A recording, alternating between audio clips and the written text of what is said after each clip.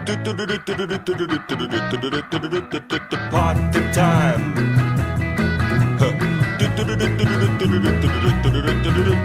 Party time. Yeah. Party time.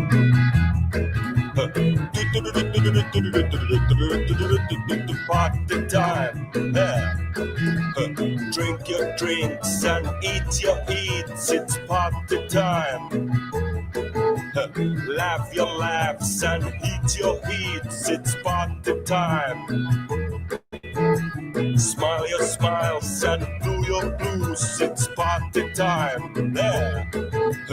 Dance your dance and shoe your shoes. It's party time. Howl your howls and suck your socks. It's party time. Yeah. Oh baby, grab your craps and fuck your fucks. It's party time. Grab your craps and fuck your fucks. It's party time. Everybody, grab your craps and fuck your fucks. It's party time. One more.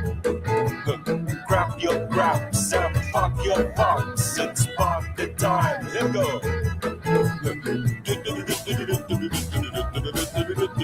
Party time. Yeah. Party time. Party time. Yeah. Party time. Party time. Party time. Party time. Party time. Party time. Party time. Party time. Hey. Party time. Yeah. Party time. Yeah, I had it all planned. I had something better than that planned as a starter, to be honest with you. I haven't put the entropy link up. There's all sorts of things I haven't done. Let's start again. Oh, sorry I'm late. I'm just reading. Link in the description.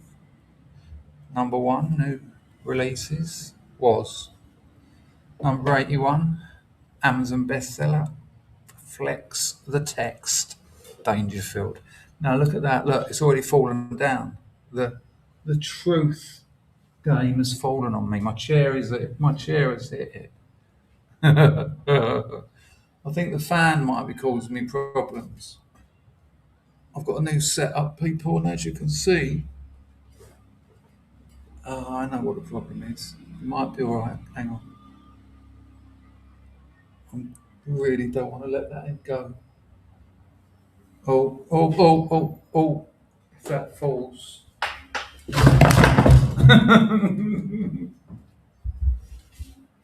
Right, let's start this again. It'll be all right when Packer's in. Don't worry, people. Not that you're worried.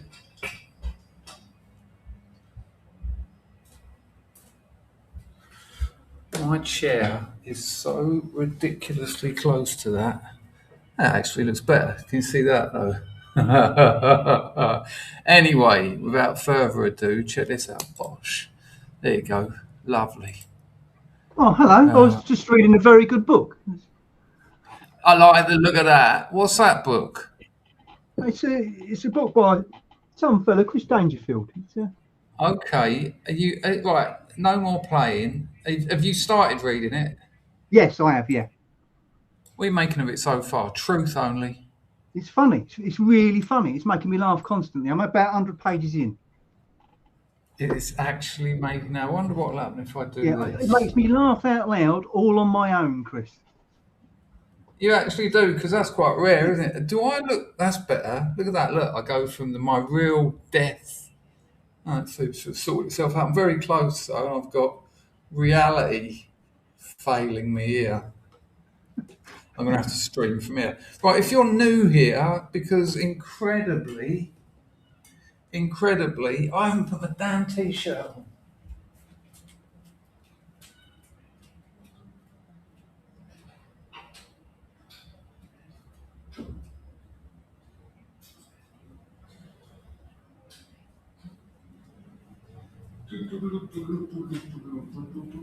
It's party time.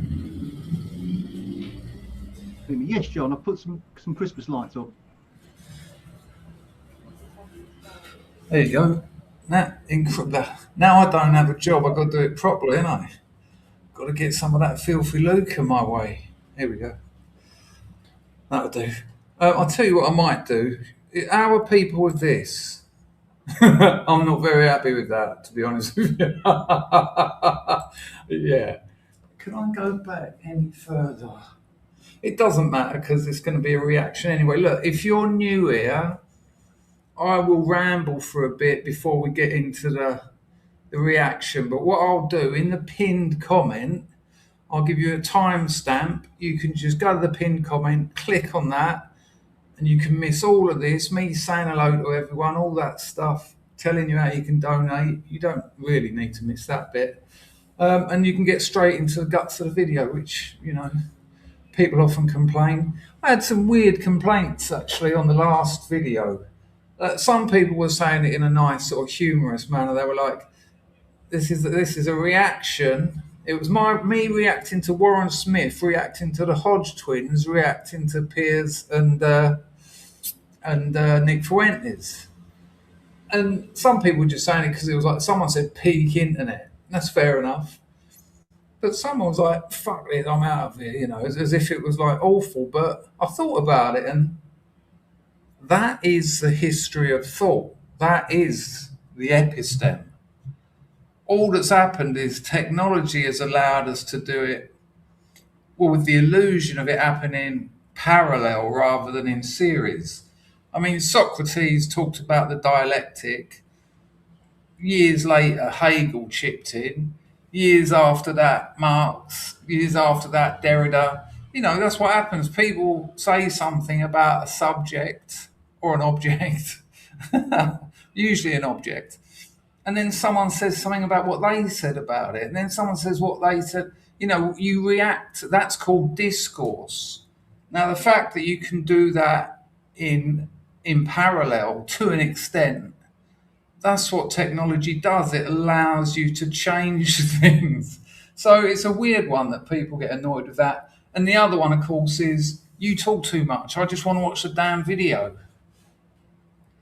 Yeah, there's a really easy solution to that. If you can type on a keyboard and write, you talk too much, I'm not going to give you the answer, but if you have a little think about it, there's a way around watching the video without having me comment on it. Anyway, you know the score. You can, Packer's about to indicate a QR code. You can drag your phone camera over that, and it will take you to the best way of donating. But it's Buy Me a Coffee. Everyone's using it now because they take the least amount of money. Good business model. They've kind of done everyone in. Super chats down the bottom of the YouTube chat. This is my full-time job now, as well as writing. But, that's going to take a few years to feed me. So if you want and you get something out of it and you can afford it, if you don't want to or you can't, no worries. Happy to be here. Well chuffed. That last video's had over 6,000 views. So I thought I'd do it again. Just live. That's not true, actually. Any YouTuber will tell you this. When you make a video, can you hear me all right, people, or am I a bit quiet? It's all good. Let me know in the chat if I'm a bit quiet. In my real world, JP, it's like that. I thought that was a master stroke of spitting image in the 80s, that John Major was black and white. Really well observed. Like when they were sort of making his puppet, they were probably like, what's something we can exaggerate about John Major? What's a characteristic? Because they're caricatures, aren't they? Obviously, the spitting image puppets. And someone said, they probably would have had like a little team meeting, and someone said, make him grey, make him black and white. And they did, like, amazing. And he had his pants on top of his trousers. Not as well observed, but still very funny. Oh, I had a look at the new spitting image, and it was, woke? No. Anyway, any YouTuber will tell you, and this is a good thing, not a bad thing. When you make a video and you get loads of comments, and comments are great. Don't forget to like this, people, or even if you haven't forgotten but don't want to, do want to and like it. But when you make a video and you read the comments, and I do read all the comments, you're like, damn, that's obvious. How did I miss that? You know, and someone will say something, you think, oh, that's a really, really well observed point there. I should have seen that. Why did I miss that? Now, obviously, you're not going to get everything in, so that's me learning. But what it makes you think is, and I tell you, and I've talked to other YouTubers about this, sometimes you think, well, it's only had a few hundred, it's only been live for like a couple of hours, I'll delete it and remake the video and get those points that other people got. It does cross your mind, it does. But I can promise you I've never done that. But I am sort of doing that now, based on some other things. But the Fuentes video has gone absolutely nuts, and it's not going anywhere. You know, having a look around today for some more research, there's more videos they're just pumping out. You know, in this, it's not even an internet age. In this industrial revolution we're in, where information, I think, right, I'm going to get this wrong for sure because I don't remember the details. But Jensen Huang, who owns Nvidia, that powers most of the AI on the planet, certainly that makes the chips. Well, I don't really understand. I think TMSC makes the chips or something. But you know Nvidia, they're big players in the AI game.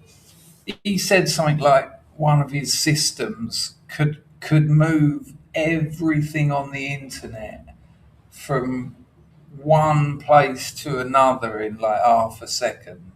Everything that's ever, the whole internet. You know when sometimes you want to move a file and it's like, well, he can just go. That's an industrial revolution in itself, and I mean it when I say an industrial revolution. The industry is in a state of revolution. Things are changing as much as, if not more than, the industrial revolution. Very strange times. Someone started investing because I got a free share, and it was the 12 quid's worth of free share. I don't know if you got the same, whoever it was, because if you use my link to sign up for free trade, which is in the description, we both get a free share, and it always says between £3 and £300. And a lot of scrubs have signed up, and I know because I get the free shares. But they're always like £3, £3.20, and nearly all of the ones I've got have gone down. Like even over like 4 years, they're now worth a quid. But yeah, I got one the other day for 12 quid, 13 quid or something. I was like, oh nice, that's nice, isn't it? Quick 13 bond. I've got 3 starred comments. Kim Larson, 20 knock, nice one. Is 20 knock really over 7,000 Cambodian real? I don't know, Kim. I don't know. But thank you very much. It doesn't matter, does it? As I said on Millennial yesterday, imagine if everyone on a stream gave 50p. It would be life-changing to the streamer. I tell you what, I don't know how Woes does that, though. I don't know how he does it. After that yesterday, I was knackered. He had another 4 streams to do, and all the organisation that goes on in between them, and all the technological issues that go on, and he's already done 3 days of it, and he's got like another 2 weeks of it. And he does it every year, and it's become like a thing, hasn't it? It's millennial. And, I will definitely watch more than half of those. Not live because of the time difference, but I'll certainly watch more than half of them. Picard dropped £2. Look at that. Nice one, mate. Prasha Kanatu, and bought the novel. So hang on, are you enjoying it? Yeah, it's funny. Honestly, it makes me laugh constantly. It's annoying the wife because I'm sitting here chuckling every 5 minutes. I haven't got you turned up. It's not you, it's me. Roughly how far have you got? About 100 pages, I think, last time I looked. Really? About a third, is it? Something like that. It's Or is where it it all 200? starts happening. It all starts happening about halfway because it feels like a bit of a just event. This happens, this happens, this happens, this That's happens. But exactly how it is. Yeah, I picked when I first started reading it. I read a load. I read, a couple dozen pages, are you and then saying you couldn't put it down? then I did put it down, and I actually prefer since picking it up and just reading a little bit, just reading a couple of a few pages, a couple of your stories, because when I read a shitload, I couldn't remember what had happened. Do you know what I mean? When a Right. certain teacher popped up again, I had to go, oh shit, which one was that, and go back. Things like that. So you're not very clever. Is that what you're I'm saying? not right, Chris. We know this. This has been established. I tell you what, thank you for buying it. You could have hit me up. I'd have got you one sent me. And thank you for reading it. I've had a lot of mates buy it. Whether they'll read it, I don't know. But even my business partner, well, he's not anymore because I don't work there. I tell you what, it's lovely not doing that job. I haven't been happier. How much But time you had off, or have they still been ringing you? no, there's still transition. That's why I haven't been streaming. There's still a lot to do. Like, I'll still get, now I'm getting about 70 emails a day. And so I've got to log in, change the email so that email doesn't keep coming to me and goes to someone else. Because otherwise, I don't want to be checking emails if I'm not working there. But it's not as easy sometimes. It's like, you've got to give us a call. So it's all things like that. He wants to cancel the Amex card, and I've been building up points on that. And he wants to spend the points on paying off a bit of the bill. Now, that's the worst way of spending points. I'll tell you how it works. If he uses those points, and it's annoying because I said to him, let's get an Amex Business Platinum card. I said, because we spend a lot of money on things. And why don't we, why not? And he said he's not interested. So I got one. I even got him one. I said, look, yeah, I've got it. I just sent it. He said, I don't want, I'm not interested. I said, well, all right, I'll have all the points. And if you spend them on paying bills that you owe, they're worth about, it's the worst conversion. They're worth about 0.2 pence each. So all the points over the last 6 years will be worth about $2,000. If I convert, you're silent.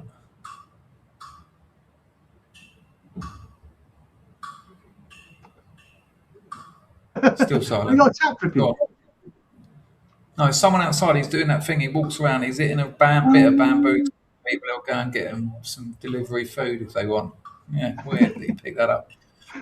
But yeah, so effectively 620,000 points will convert to $2,500. If I spend that on travel, I can get 2 business class flights return to pretty much anywhere in the world. So I said to him, whoa, whoa. I said, hold your horses. But that means I've got to pay him because the points are really the businesses. It's a bit murky, to be honest with you, because he said he didn't want it. I've been counting on those points to surprise the missus one day, go and see my brother in Japan. But to be able to get, business class, I've never travelled business class. It'd be ridiculous. Get a bed, telly, menu. Like, I'm usually there like this, like shitting myself, literally and figuratively. Also, Livy's been on the phone for 16 months. No, you haven't. You've been there for years, Livy. Well, 16 months is more than a year, I guess. Thank you, Livy. Much appreciated. Grego. Now, without reading it, he's going to somehow slag me off here. I haven't read it. He's going to say something that's not very nice about me. Let's have a look. He says this. My wee lad is 5 now and was in his first nativity yesterday. He did good. I have a theory that who you are cast as in the nativity massively affects your life out. Actually, a ridiculous question, but what role did you have, Danger? Well, great question. Thanks for the 10-bit. Always a prize you can R2. Marzipan's been on the firm for 51 months. I know I haven't streamed for a while, but I haven't seen Ian for quite some time. Nice one, Ian, if you're watching this. Is he in the chat, Packer? Well, if you see this, Ian, I hope you're well, mate. I got called. I was asked to play all the lead roles in every play at every school. I went to for secondary school because we didn't do plays at secondary school because they hated us. They hated kids. So I can't remember the nativity. Probably Joseph, maybe that rings a bell, or the same at me. But I did play Mr. Tafter, the laundryman, in a play called Mr. Tafter, the Laundryman, and I played Robinson. I didn't actually. I played the cannibal chief in Robinson Crusoe. I opted to play the cannibal chief. I didn't want to play didn't want to be Robinson Crusoe. I wanted to come on, and I tell you what, you would not get away with it today. I come on, blacked up. I'm like 7. I had like a spear and a little sort of grass skirt, and I was going ooga booga booga wooga booga booga. And it was like nothing because I'm not trying to offend anyone, I'm not trying to hurt anyone. It was just like, if there's footage of that out there, Chris, and hope not hate get hold of it, you're knackered. It's the end. Absolutely clipped up, awful stuff. Might be Price of Razzle in 1979. What, 2 Bond? Not my cup of tea, Razzle. Men only. I mean, actually, the end of my in those days porn spectrum was, well, whatever I could get my hands on when I was in 1979, I guess. But all those sort of amateurs and readers' wives, I know they send some people potty. Nah, not my cup of tea. Nice pretty lady in a swimming costume. That's all I want. That's all I ever wanted out of life, to be honest with you. Oh, I tell you what, I usually buy my missus like really cheap underwear. And we were looking on the internet the other day, and she went, "Oh, what about that?" And I'm like, "Fucking hell, how much?" But I went for it. I tell you what, I was knocked back. Because I wouldn't have chosen something like that. Because I quite like lamb dressed as mutton. And actually, it was beautiful. And she looked incredible. And I've done things to her. No way has Ray Carter dropped another air and sent a minus a penny. Search your memory banks. Right, Ray Carter. Right, okay. Well, the only Carter I can think of IRL is Dave, and he died. You're not related to Dave Carter, are you? Ray Carter. Ray, hello, Ray. Nah, you've asked the wrong person when it comes to memory banks. I mean, long term. Well, give me some clues. You don't have to pay for them. Paco, if I ask him nicely enough, he'll keep an eye on the chat for him. Drop me in a couple of clues. I'm happy to play that game. Anyway, lovely to see. I can't believe we've got 100 people here. I tell you what, I done Woes' stream yesterday. I got about 40 new Substack subscribers. That amazing, like wow. So I've started a new short, quick. And I'm sticking with the youth as well. I've got a lovely little story. It's based on a true story, but I didn't experience it. Loads. I haven't seen how many books have sold, but it went up in some rankings. So it sold a load of books last night as well. Woes' audience, I'm always confused. I'm always quite scared when I go on Millennial, which is strange because I think they see me as a degenerate, which I certainly have been. Yep. But I do like talking to Woes, but I couldn't believe it. About 20 new followers on X. Also, I got when I sent the email to your missus with the link in it, I had an email from Ed Dutton saying, "Are you still coming on my show tonight?" And I knew that was planned, but he sent me a tweet earlier saying, do you want to come on the show tonight? And then another one saying, actually, I've got someone else. I think because I'm sort of, jogging you on, but I think probably because I didn't answer in time, he said, I've got someone else. So I hope I haven't upset old Teddy Dutton and that we can get that arranged. But yeah, it was in terms of, gaining some visibility and things, it was really good. And it was also really good talking to Woes. He We can know hold a Ray conversation. Carter's here, apparently. Ray Carter. What? So like on this stream, like years Yeah, ago. not in real life. On here. Ray, I'm sorry, mate. There's been a lot of people come and go, and I haven't got a Danny LaRue.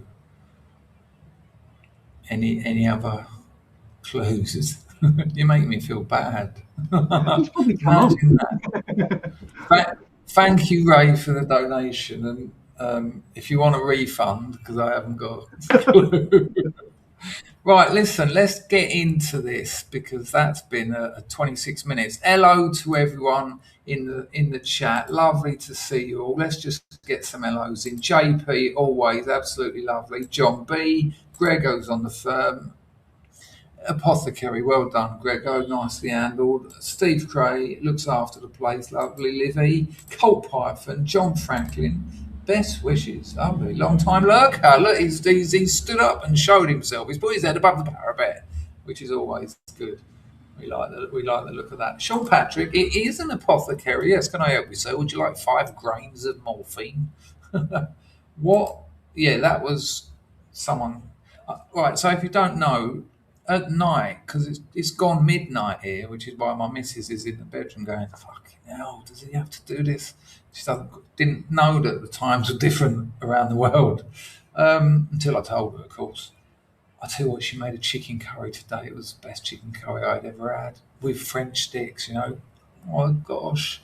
I know chicken curry and French sticks is weird to you, but the French colonised Cambodia 100 odd years ago, and so they brought the baguettes and that, and Cambodians made curries, and so over the years they merged. It's not unusual to go into a street restaurant, and get a baguette and a curry. There you go. Do you not know that there's a war brewing on the Cambodian border? Anyone in the chat, do you know, Packer? I had heard there'd been a slight scuffle, yes. This has been going on for over... It was a while back. I hadn't heard anything for like a month or so, I think. It's been going on for over 100 years, but this is the worst it's ever been. When there was no maps of the area, Southeast Asia, and when the French were here, they decided to draw them. They delimited the territory of Thailand, Laos, Cambodia, and Vietnam. They just drew lines on maps and said that, 100 odd years ago, no one cared. But now Thailand are disputing this little bit of land.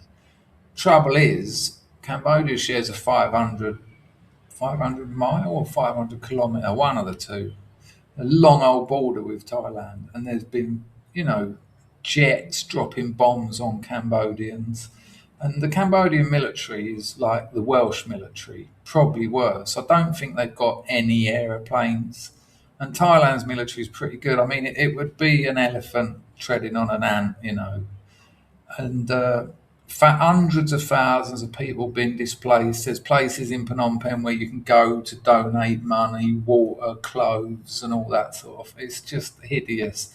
And Trump got a ceasefire in place, but they just, things operate differently. They both went, yeah, all right, and then carried on fighting. And you can feel it in the air. It's palpable, People are terrified. And I feel for the whole nation, of course, but the people I feel worse for are the old people who suffered Pol Pot, the Khmer Rouge. Hideous things happened, as they have in every communist tyranny. And when that ended, we're only looking at 30 odd years ago, 40 years ago. And they probably thought, Cambodia's booming, certainly in Asia. For Asian countries, GDP's booming. The place has changed incredibly since I first come here about 15 years ago. And now they think they're going to have a full-scale war. Will it come to that? I doubt it, but you never know. What was Ukraine and Russia? That was a border skirmish, wasn't it? What happened in Northern Ireland? That was about a border, essentially. So yeah, it's pretty rough. Daniel Joseph, wipe dry cover. While I saw your name there, thank you everyone who bought the book, and thank you people who've left reviews. There's some amazing reviews, some absolutely, it just blows my mind. People are saying these things about it, but AI has hurt me. I defend AI, don't I? But on my mobile this morning, I looked at it to see where I was in the rankings because you go up and down in the different genres. That's understandable. And the AI summary was like, people say love in the time of nudie magazines, laugh out loud. They say they can't put it down. So it's like an aggregator. It takes all the reviews and sort of, puts them all together. And then the last line of this AI review said, however, some people have suggested, words to this effect, some people have suggested the pacing is awkward.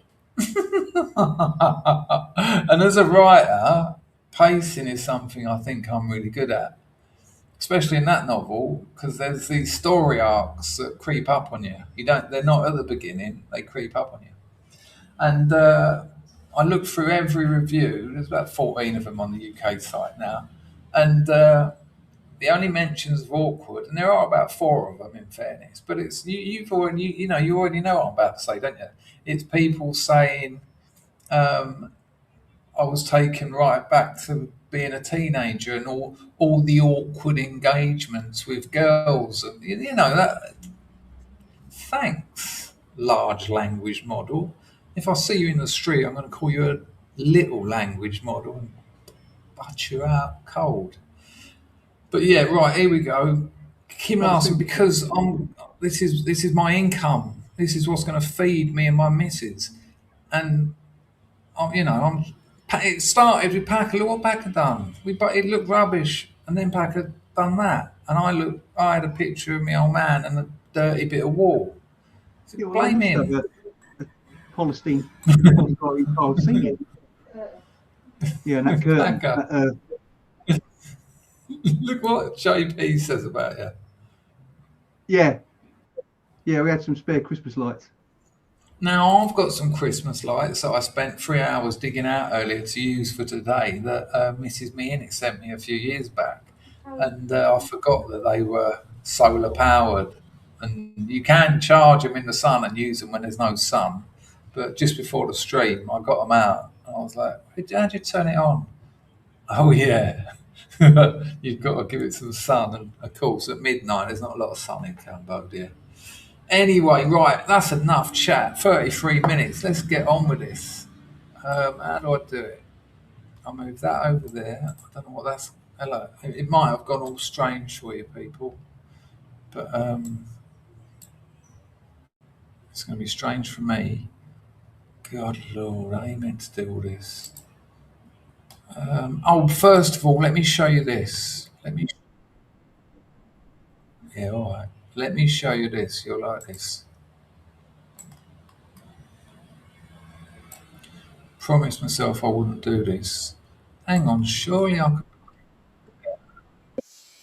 Right, check this out. This is a metaphor for England.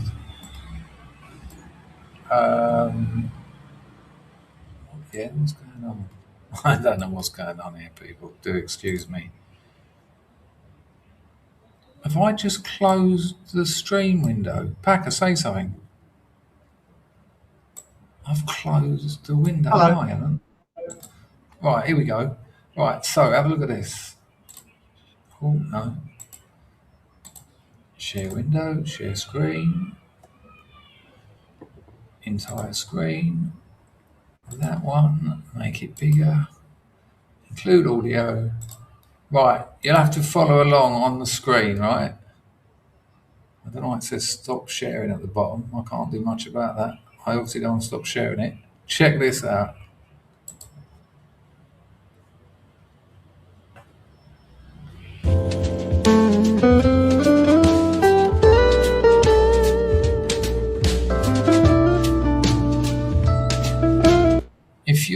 mobile phone and you missed it, it's work. So basically, a geezer parks his car in a place where you can park your car. Council worker comes along and paints a disabled bay around his car. And then the traffic warden comes along and gives him a ticket for parking there. I mean, what? Come on. Look, check it out. Look, he just, there's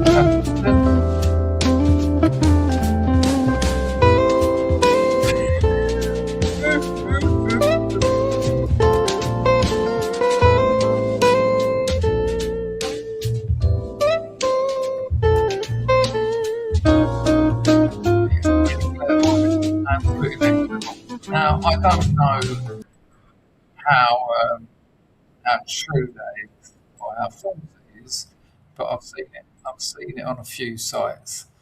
Right, let's get into this. People, because I've got different setups, so it's all a little bit odd. How do I do this? Why is it doing that? I'm just going to put that over there.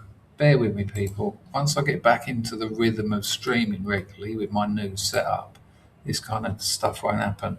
So Daniel Boland, if you don't know Daniel Boland, good geezer actually. I've been following him for about a year. He's got about 150,000 subscribers. Interesting bloke, funny bloke. And the reason I like him is because he does actually have interesting takes that you haven't heard before. I'm absolutely loving the way that the Fuentes thing won't go away. I think this has killed, not dead, metaphorically, Piers Morgan. He's made about 5 videos since it happened, and it's just like, let's talk about something else. Let's talk about other. Let's try and create a fuss about something else because that Fuentes video has just humiliated me beyond belief, and it's really weird to see. Grego said that I loved your book, but what happened to the Down and Out in Cambodia memoir? No, that's based in Thailand. That's 800 pages. I'll tell you the true story. I'm waiting to build an audience before I drop that on people. If I release that now, no. So 3 or 4 more like novels like this one, build up an audience, build up a brand. I'm already well in the Amazon algorithm because it was a #1 new release and all that, and it's ranking well. And then that one comes out. But at the moment, people, who's going to buy a book that will be about that big? And because you have to pay Amazon for each page that you print, I'll have to sell it for about 40 quid to make about 3 quid each book. But no, that's my magnum opus. I think it's an incredible piece of writing, Grego, but just not ready for the public. Well, thanks for asking, though. Very kind. You're in a very strange mood with your kindness and interest. And Doc Shelley dropped 2. I left you a book review on Amazon USA. Nice one, Doc Shelley. They're not working, by the way, which is nice. Right, I was lucky. They were working when I launched my book, and I got loads of nice reviews. But now, if I go to both sites, UK or America, which is where most of my followers and sort of supporters are, you click see more reviews, and it says that page doesn't exist. Now imagine if I would have released my book two weeks later. That launch it's gone. You don't get to launch it twice, and you can't see any reviews. People count on reviews. It's I talked to Amazon about it, and they're like, I'll send that to the right department, and then you don't hear from them again. And then I got back to them and said it's still not working, and they went, yeah, I'll get that to the right department. You got a coffee, Chris? Huh? Someone's bought you a coffee.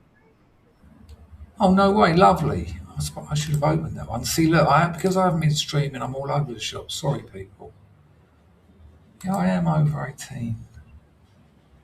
JP has bought me a future on Buy Me a Coffee. He says, great to have you back, brother. You'll easy make this new venture work. John, I wish I had your confidence. being a successful writer is like being a successful footballer. I mean, it's a long shot, but I had to do it. I was so unhappy. I really was. Also, Plum Bob bought a future. Congrats on the book release. I just bought it, arriving Thursday. Nice one. Nice one, Plum Bob. Nice one, JP. Thanks for buying the book as well. And thanks for your faith in me, JP. Plum Bob, leave a review if you want. It always feels a bit cheeky, innit? I've just spent money that I earned working hard on your book. Oh, thanks. Can you leave a review? Can you put it on your social media? Can you do more for me? It's a weird old world, isn't it? And someone said to me, I said to someone, can you write a review? And I can't write. I can barely string a sentence together. And I'm like, well, I'll write it. And like then we're working together. And I said, yeah, but I can't write it. I'll get in trouble. And they might have algorithms that will know I've written it. And he's like, what about this? Great. I'm going to read it again. I said, it's up to you.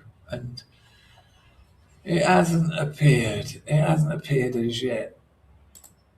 Sophie Doofy is on the firm. Thank you, Sophist. That makes a hell of a difference to me because that's irregular. So, Jean-Luc Bon. No, nice one for sure. Thank you, Doc Shelley, as well. I've got a weird, probably poisonous insect that I've never seen before that I don't want to hurt because I don't want the karma police to arrest this man. Let's get into this damn reaction. So, Daniel Boland, interesting character. This Fuentes thing is not going away. It's not going away in two ways. It's not going away in that Fuentes, I reckon, in the next 6 months, I reckon he'll add a third more, 30% more supporters to his fan base just on the back of this interview. I've watched more Nick Fuentes in the last few days than I ever have on the back of that interview. I have watched it before. I know his shtick and that, but he's incredibly funny. There's a bit in the interview. I haven't watched this Boland one yet, but there's a bit in the whole interview, and if you haven't watched it, you really should. It's comedy genius. Thank you, Sophist. Appreciatist. I'm sticking with that one. There's a bit. What was I going to say? No, I can't remember. I got distracted with appreciatist. It will come back to me when I forget thinking about it. But here we go then. Let me see if I can work this out. Share page, share screen. Essentially what I've done, people, is I've changed monitors for each one. It doesn't sound like a lot to you, but I'm not that bright with computers. So hopefully that'll happen. There you go. Oh yeah, that's what I was talking about. So not only will Nick Fuentes gather loads of subscribers, but Piers Morgan, sorry about that. I probably could do something about it, but it's hardly worth it, is it? There you go. A bit better, I suppose. I just remembered what I was going to say, and now I've forgotten it again. I'll remember it in a minute. Right, so this is what's his name's thing. I'm not firing on all cylinders. I think it's fair to say it's Daniel Boland. Yeah, good channel, has a lot going for him. So Morgan and Fuentes, Daniel Boland. Let's react to it. We're finally there. So 44 minutes. This happens on this channel. So if you are new here, know to arrive 45 minutes later. 120 people watching. Lovely. I hope you enjoy it. I'm sorry about the delays at the beginning, but it's a community, and we've built this community up over the last 9-10 years. If you are new here, nearly every name in that chat, I know them. You know, we've engaged, including Ray Carter. felt like I knew it then when I said it. Hello, Ams, how are you? The shipping costs more than the book to Finland, so I'm going to order it after Christmas. Is there not a Finnish Amazon? You just go onto Amazon in Finland and it will, I don't know, is there not an Amazon.fn or something? I'm sure you've looked into it.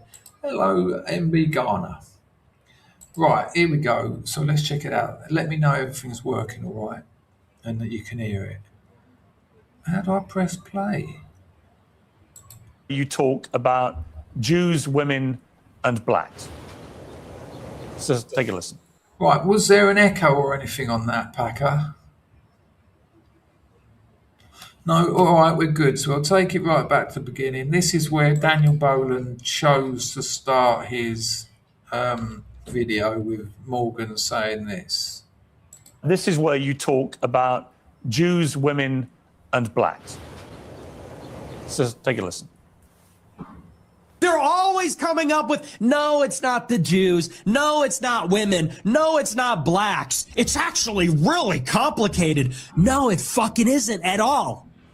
Jews are running society. Women need to shut the fuck up. Blacks need to be imprisoned for the most part. And we would live in paradise. Yes. Okay. So that's a quote from Fuentes on his own show. This is Boland talking about it. So say what you will about Nick Fuentes. I'm sure you'll all have your say. You've all got a lot to say for yourselves, so let me know in the comments. But say what you will about him. I think we should not overlook the fact that Nick Fuentes is absolutely fucking hilarious. To talk seriously about the Holocaust? Yeah. And that is true.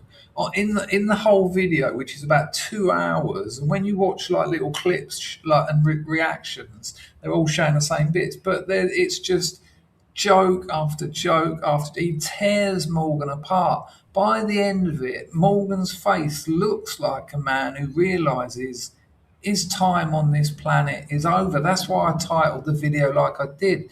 He died on this hill. He's a laughing stock. He shows himself as being an empty vessel. It's like at no point, at the beginning of the interview, he says, what I've got you on here for is a good faith discussion where we can talk about your ideas. You can explain what you want to, explain your ideas, maybe find out a bit more about you and discuss your beliefs. And then he doesn't do that. He does nothing like that. He just keeps going, look, here's a bit of you being a racist. Here's a bit of you being a sexist, and then just shows clips. And the way Fuentes handles it it's like a lesson. It's like, it's like, the fact that he doesn't get emotional. Blinder. He plays that like a blinder. He's obviously had it before, for sure. But he just, it's like Morgan bowls them and Fuentes bats them out of the fucking stadium every single time. It really is quite something. And I think this interview becomes a cultural artifact that signalled and almost commemorates the end of the post-war liberal white guilt in a way, because, well, when you watch the whole interview, you'll see that. And that's not a small thing to do. Many people have tried, but Fuentes has actually pulled it off.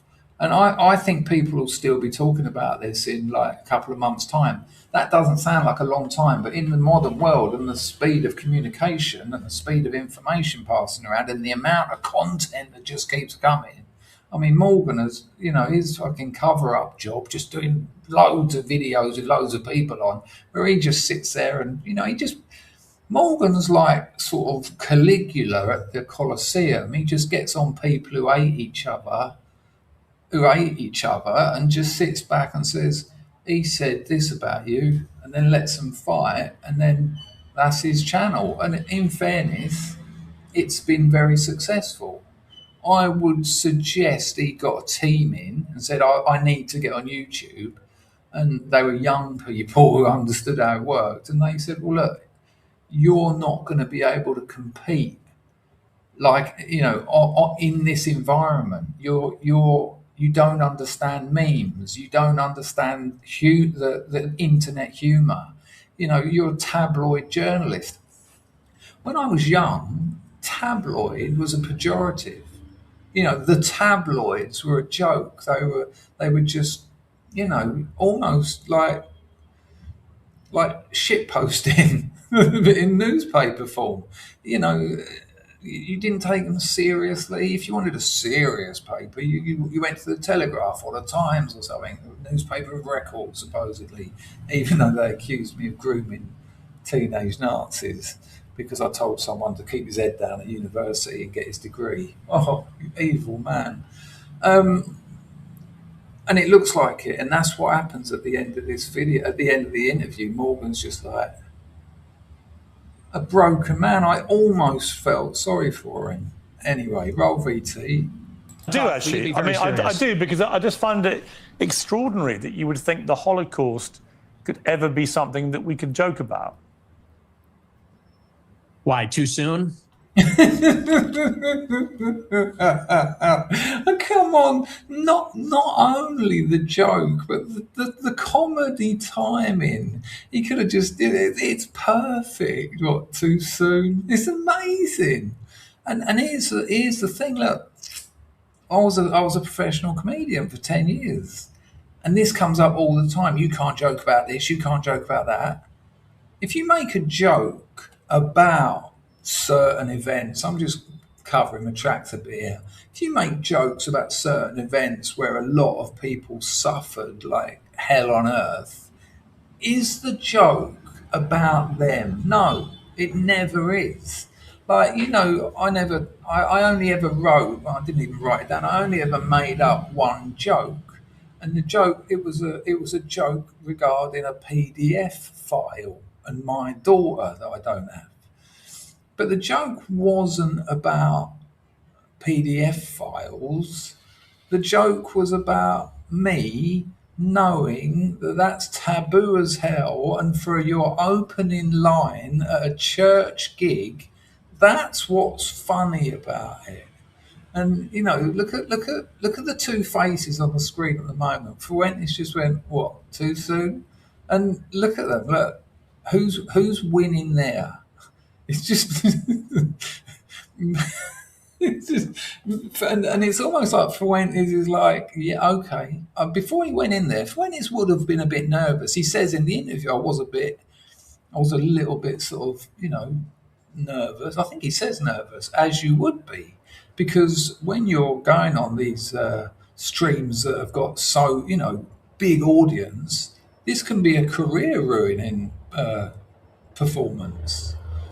And yet, as soon as right at the start, Fuentes drops a couple of bombs, and Morgan just can't retaliate. He can't respond. He's out of his depth because he never actually does anything. He's a tabloid journalist. He gets other people to argue, and when it's just him and someone who's very articulate, has got a very good vocabulary, knows his stuff, and has been here countless times, you're out of your league, you're out of your depth, you're not as clever as you think you are. And that face is Morgan. I think this happened about 5 minutes into the video, don't quote me on that.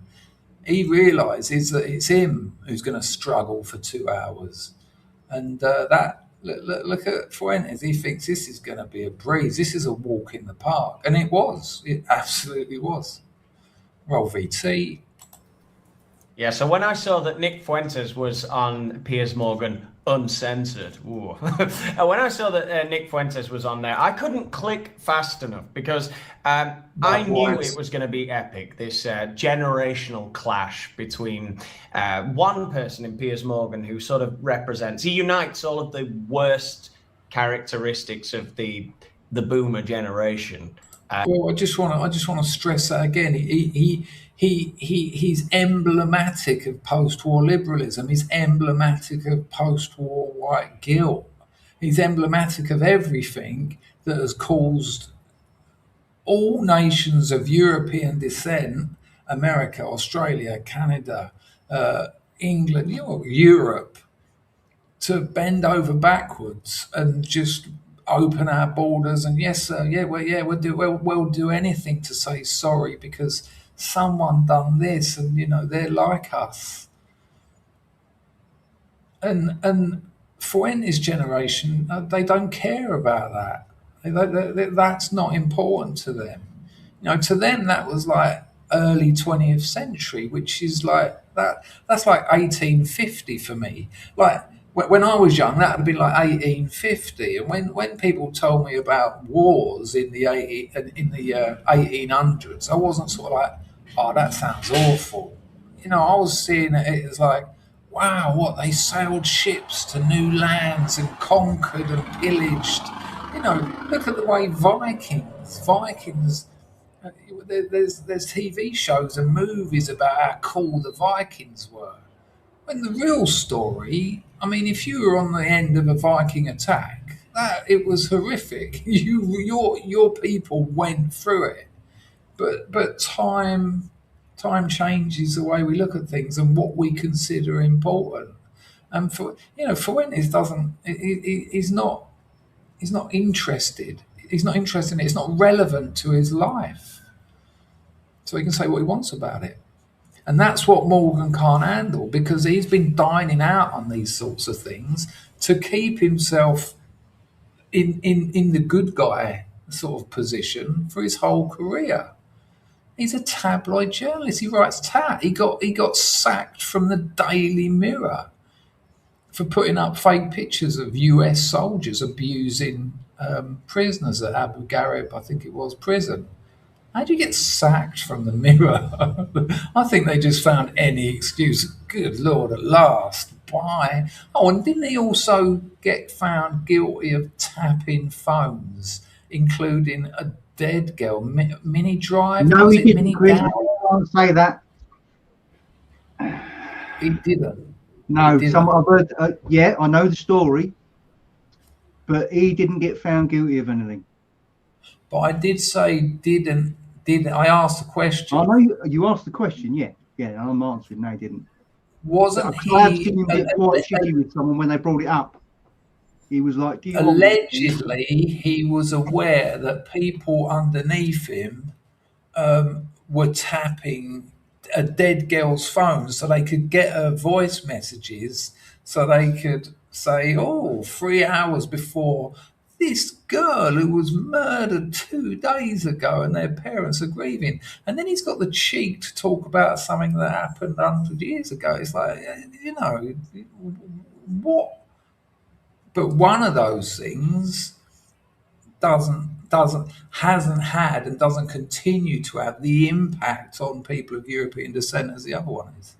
In fact, they're quite opposed to each other. 200 people watching, lovely to see you. If you come here late, which I know you did, sorry for the 45-minute ramble at the front. There'll be a timestamp in the pinned comment from where the reaction actually starts.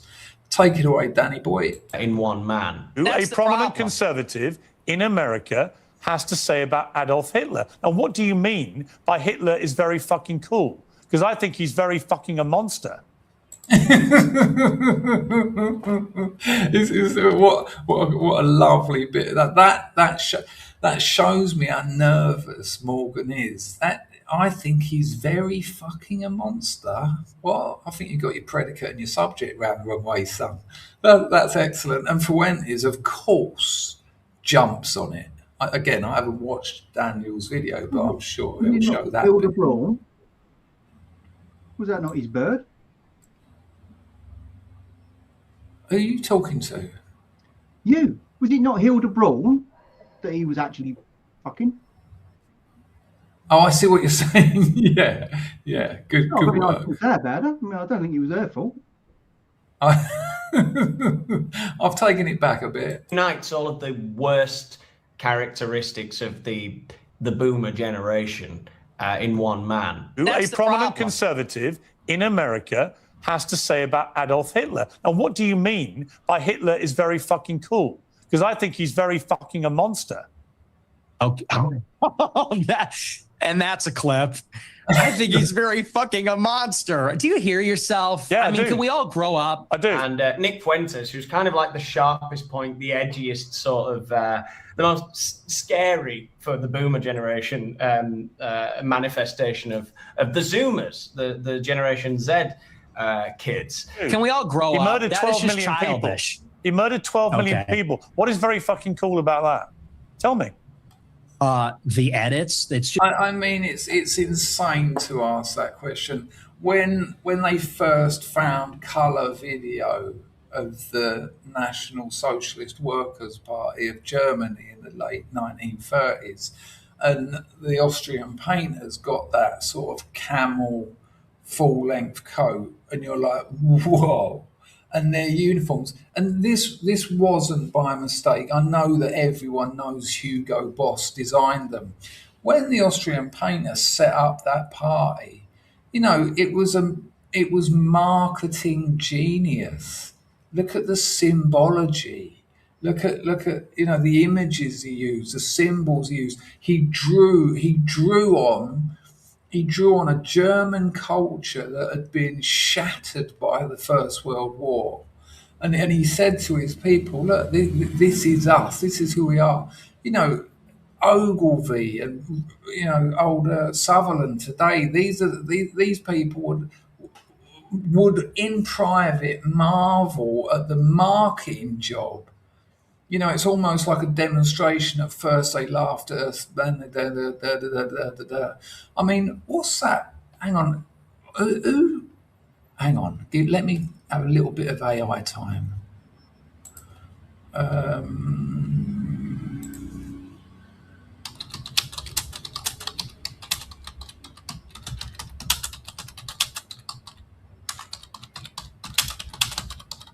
I just need to get some facts, otherwise I'm just going to beat around the bush a little bit, and that's no good to anyone. Old ChatGPT doesn't want to answer that. I'll get back. Oh, here we go. Yeah, so that's it. I can never remember the second name, but Leni Riefenstahl made a film called The Triumph of Will, right? If you get a chance to see it, if you haven't already seen The Triumph of Will, it's a bit of propaganda genius. You've got the architecture, the troops marching in absolute perfect formation, and they would have trained for that for months. We're making a film to promote ourselves. They got in a director. It looks like something from the Roman Empire. And this was stuff put out there, not by accident. Now, look, I'm not into Holocaust, I'm not into genocides, I'm not into hurting people, I'm not into killing people at all. I think that's obvious. Isn't that obvious? Why can't Morgan understand that, any half-decent human doesn't want people to suffer in any way? I think that's fair enough. But you can separate that and say, you watch Triumph of Will, and you'd be a liar if you were to say, nah, they look like idiots. No, what's this? What's this ragtag bunch of, 2-bit soldiers? No, when you watch it, you're like, fuck me. It's something else. It's absolutely something else, and that's what it was made for. That's what propaganda is. Goebbels was a propaganda genius as well, and so you can say that's cool. When I had action men as a kid, I had like English action men and I had German action men, and the German action men's outfits were better. I mean, I'm no style counsel. Gotta shout to the top. I do quite like the style council. Well, about 3 songs, the hits. But, you can say that they're cool. Those outfits are cool. They were made to be cool. you can say that the triumph of will makes the National Socialist Workers' Party of Germany look cool. The fact that Morgan can't understand that, and here's the truth, of course he can understand that, but it starts to chip away. It's the start, and that's why I think this interview as a cultural artifact does signal and does draw a line in the sand of that post-war liberal thinking of guilt and shame of people of European descent, because that's why he won't accept it. You know, he's not particularly bright, Morgan, but he's also not particularly stupid.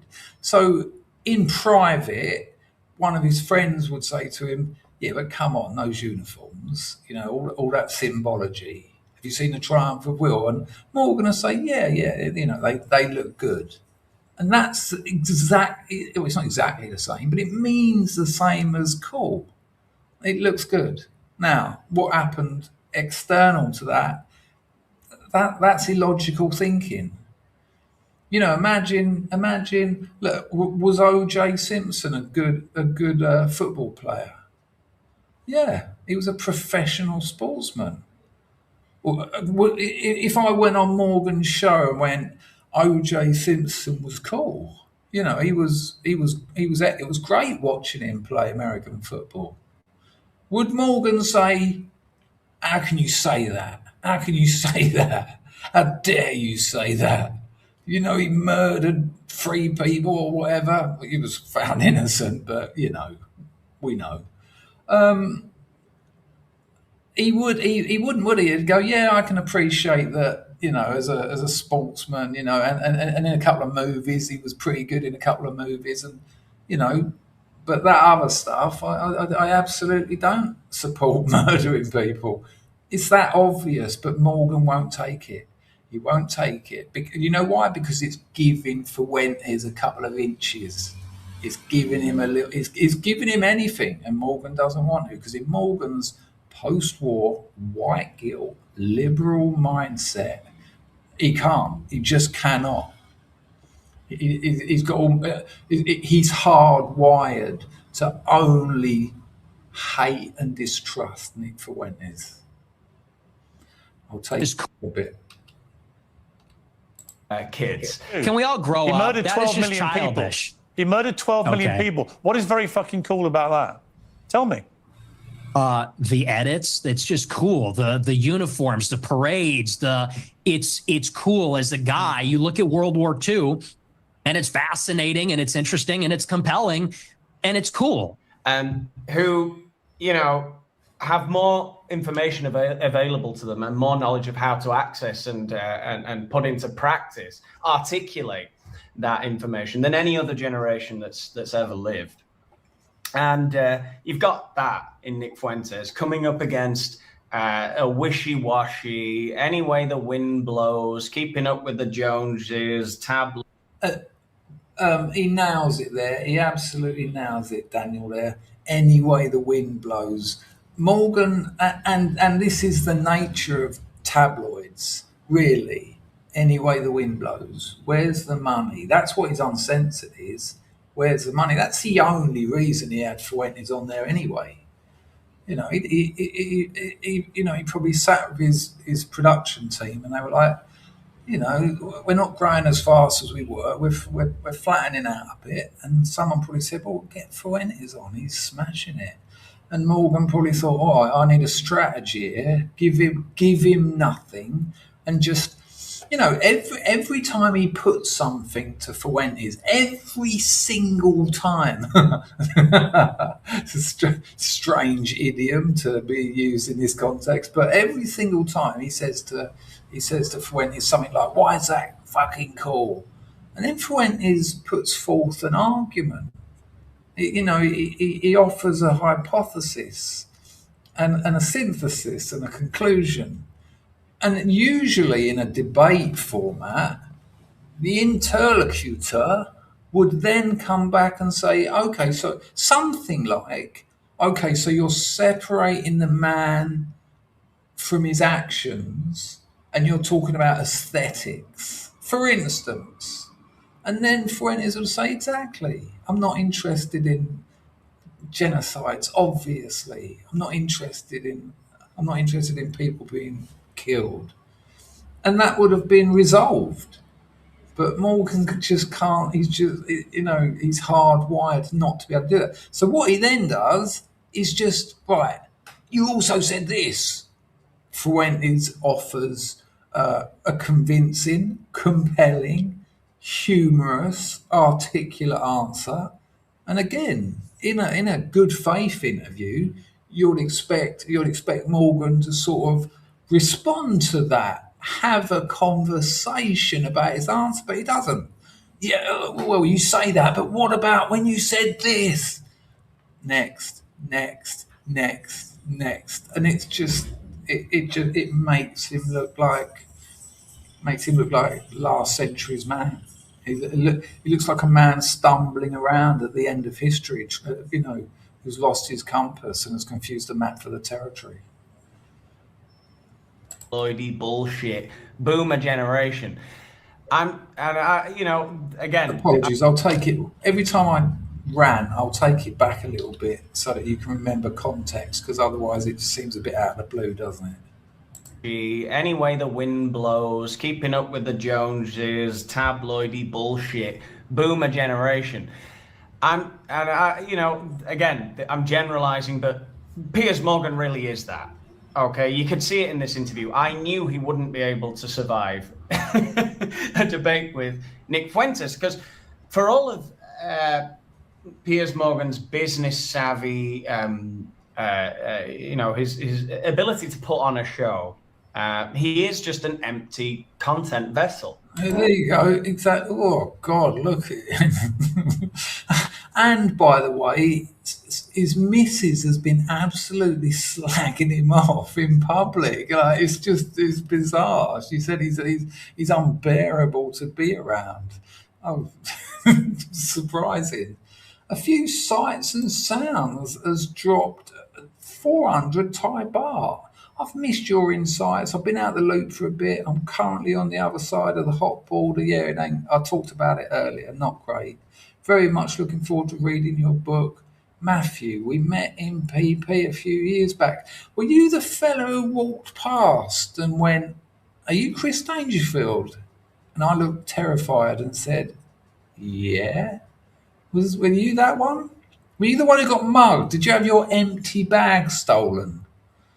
I've met about 23 subscribers. 23? Where did I get that number from? I've met over 20 subs out here, so let me know if you were one of those two, and then I'll be able to remember. But nice one on that. Yeah, it's a shocker. I hope you're not living up near the border. I know you're not, because foreigners don't go there. Nice one on the donation, though, Machano Capriccinata Fato. And thanks for enjoying the book. Lovely. If you leave a review, that'll be even better. Spread it all over your social media. Do more for me. Thank you very much. Lovely. Right, look at Morgan's boat, though. Look, that's him coming. That's him cooming. Look, that's his missus running out of the room. Not this again. No. Mr. Gold, should I come to PP?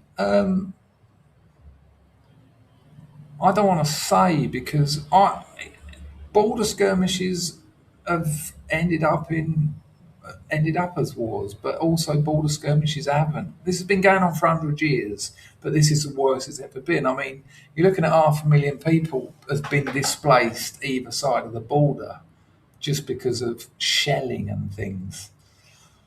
Send me an email, Mr. Gold. We can talk about it. I've got to carry on with this.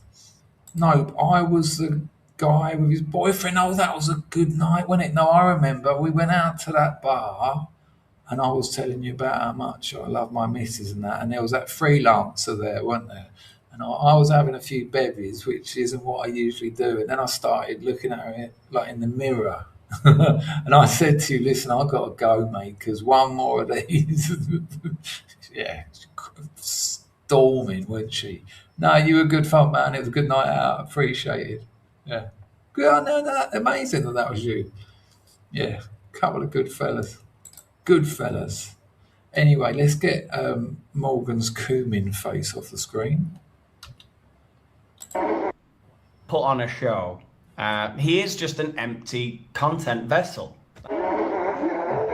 This is genuine giveaway. That's all he is. You know, he doesn't have really a Northern Star guiding principles or much self-awareness. No real personality at all. And he's coming up against Nick Fuentes, who honestly, It is the exact opposite of that. You know, watch Uncensored. I'm sure most of you have seen it because that's how it works. He gets people on that are interesting, that are well liked, that have got a lot of clout, and just pits them against each other. So you watch it. What does Morgan actually do? He's like a conductor. He just says, "Can you be quiet? It's your turn. Can you be quiet? It's your turn."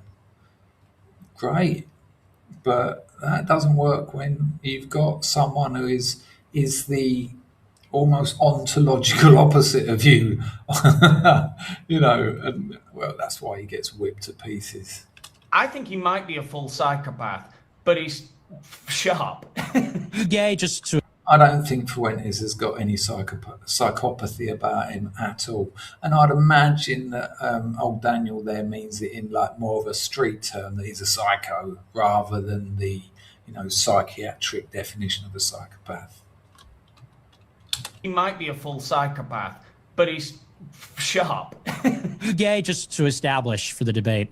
No, I'm straight. Unlike you, Okay. I'm empathetic. I'm able to place myself in other people's shoes and see the world from a perspective and realize You what's wrong, empathize. what's You wrong, place even yourself when I'm in not gay people's shoes.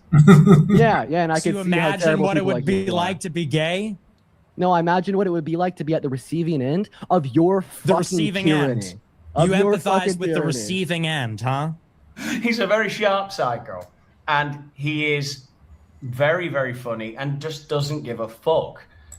He's been debanked. He's been cancelled on every platform. Everything that you can do to him has been done, besides imprisonment, which he's come close to a couple of times, I think. And there's just no way for Piers Morgan to survive this. And it just got gradually more and more hilarious, the interview as it went on. And Let's take a look at some of the best. and Boland has agreed with me. There was no way for him to survive it. He learned it very early on. Right at the beginning, I put it in my other video, right at the beginning he said, "So your dad then named him, he's a racist, is he?" Low, really low. And of course Fuentes dealt with it. Not a problem. Didn't make too much of it. Accused said, like, "He's not here. You're talking to me. What the fuck? What's my father got to do with this?" And then and Morgan tried to palm it off as, you know, trying to understand where your ideas come from. Come on, Morgan, it's so unconvincing. Nice one, Nicholas. I hope you get to the end and continue to love it. Thank you for giving it a go. bits. Who's Daniel Boland? This is the start of Boland's channel. So he's done his hook, and then he does his Oh, Daniel Boland, this is a heavy hitter. Do you guys know who this is? I find it extraordinary that you would think the Holocaust could ever be something that we could joke about. Right, but why? Where is that line? There isn't a line. Again, going back to it, I was a comedian, and this came up every year at the Edinburgh Fringe. I was called the most controversial comedian at the Fringe. That was written. I think it might have been the Guardian. And you know, my first breakout show, sellout show, was called Sex Tourist.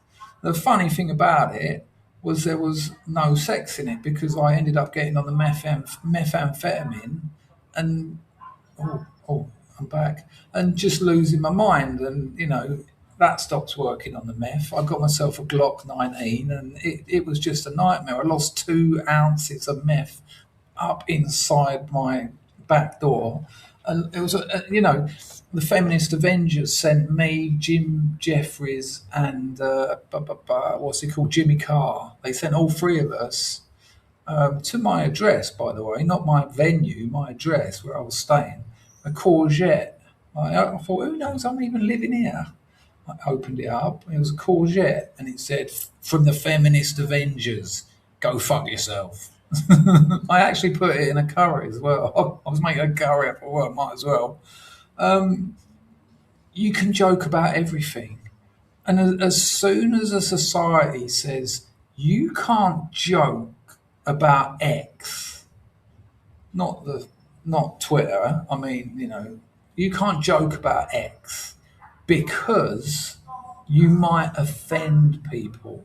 You might upset people. As soon as a society does that, it declares itself weak as fuck.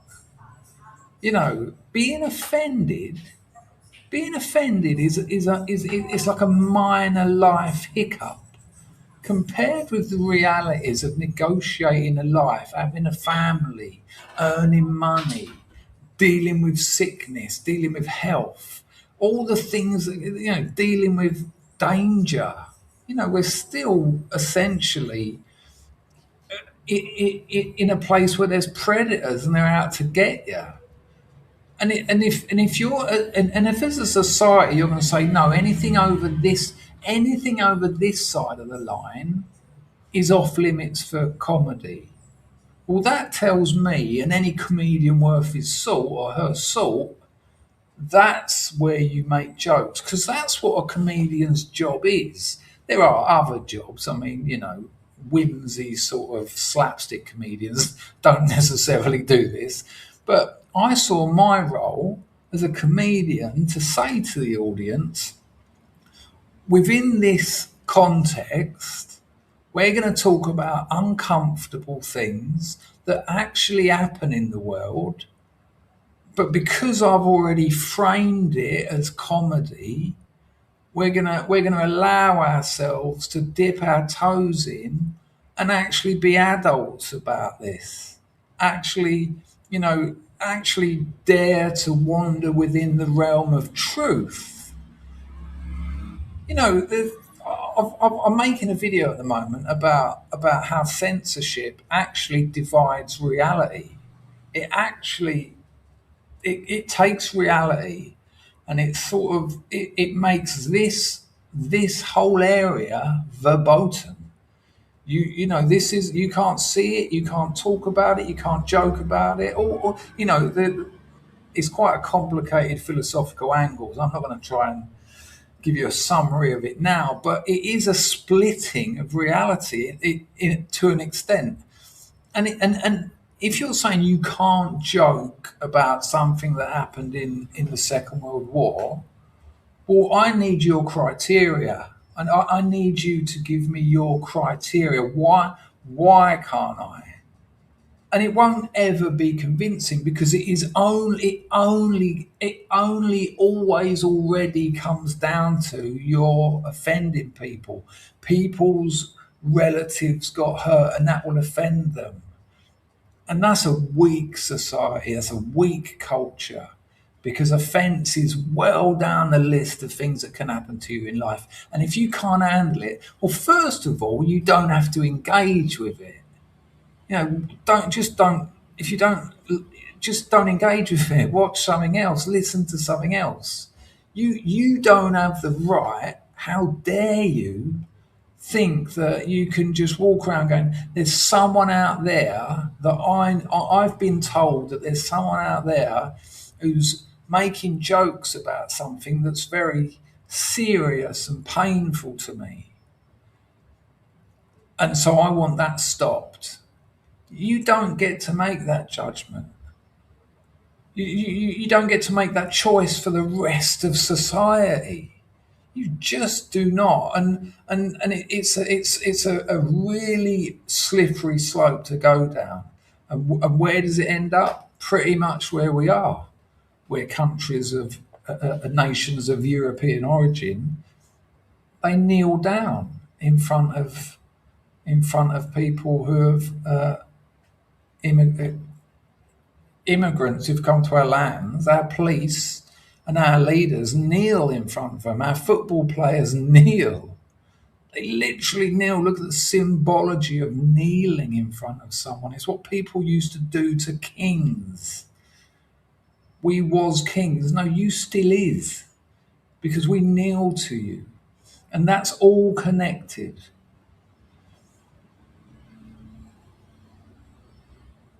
You know, when my second show was called Sex with Children, and it was about that, but it was about abuse that I suffered. And look at that little conundrum. Are people going to say you can't make comedy out of that? What? I can't make comedy out of my own experiences? Fuck you. Yes, I can actually. I'll tell you what the funniest thing about that gig was though. When people walked out, and only a few did, but enough for me to enjoy, I'd say to the rest of the audience, don't worry about them. They thought it was a workshop. Always got a good laugh. And as they left, they'd be like, and I'd say to the rest of the gang, what did they expect though? What is, and I'd be absolutely smashing it. I can't imagine what they'd have expected. I had a reputation. The show was called that. Ozmeister drops an Ayrton Senna. Look, see, this is what the look. This is what wearing a t-shirt and having a green screen does. Oh, Ozmeister, this don't sound good. I'm in hospital at the moment. Just had an abdominal perennial resection, meaning my large intestine has been removed due to rectal cancer. Should be cured from the cancer and Crohn's. Right, so people who don't know, Scrubs do, regulars here, 200 viewers, lovely. I assume a lot of you saw me on Millennial yesterday. Thanks for giving it a go. I do a couple of streams a week. I'm in a transition period because I've left my business, so I haven't been doing as many as usual, but I will be because this is my income now.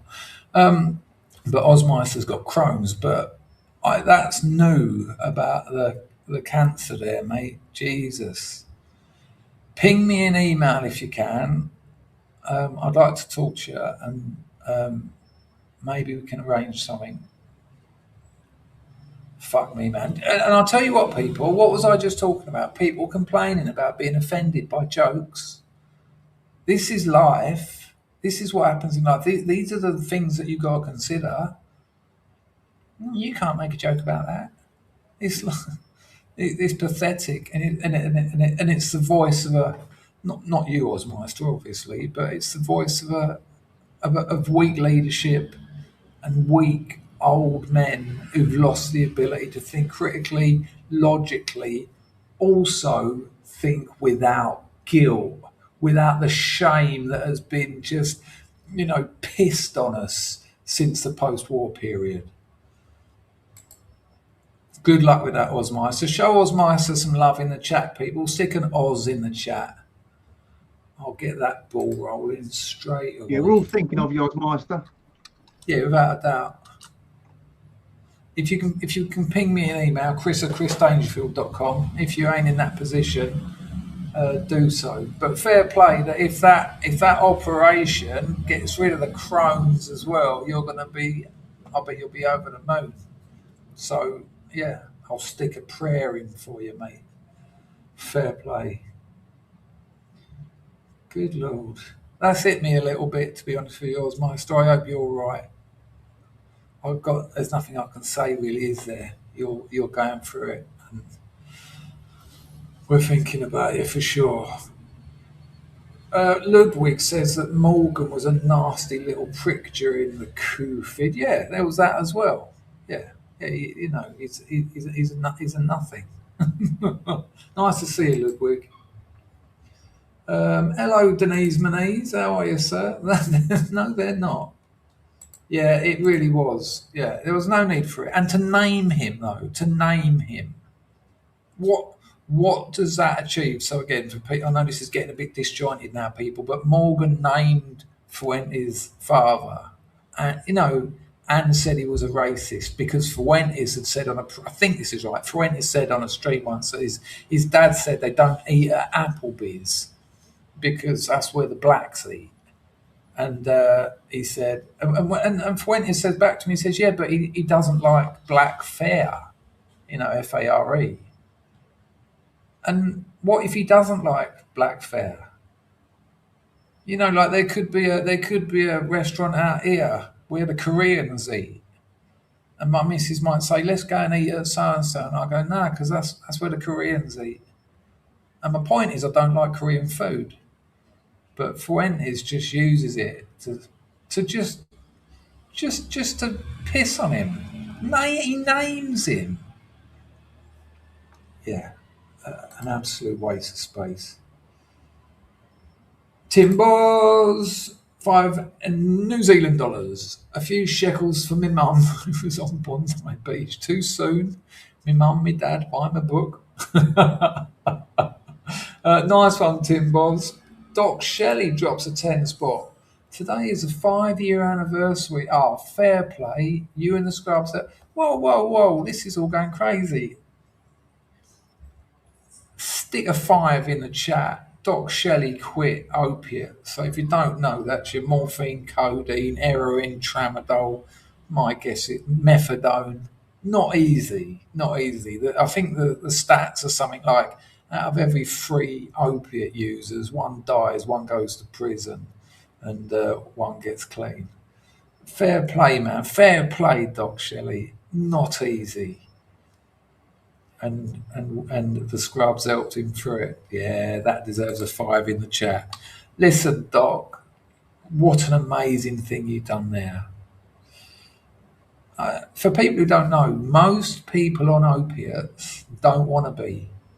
If you find any junkie and say, do you want to use heroin every day or whatever opiate it is? Could just be opium. I forgot to mention that one.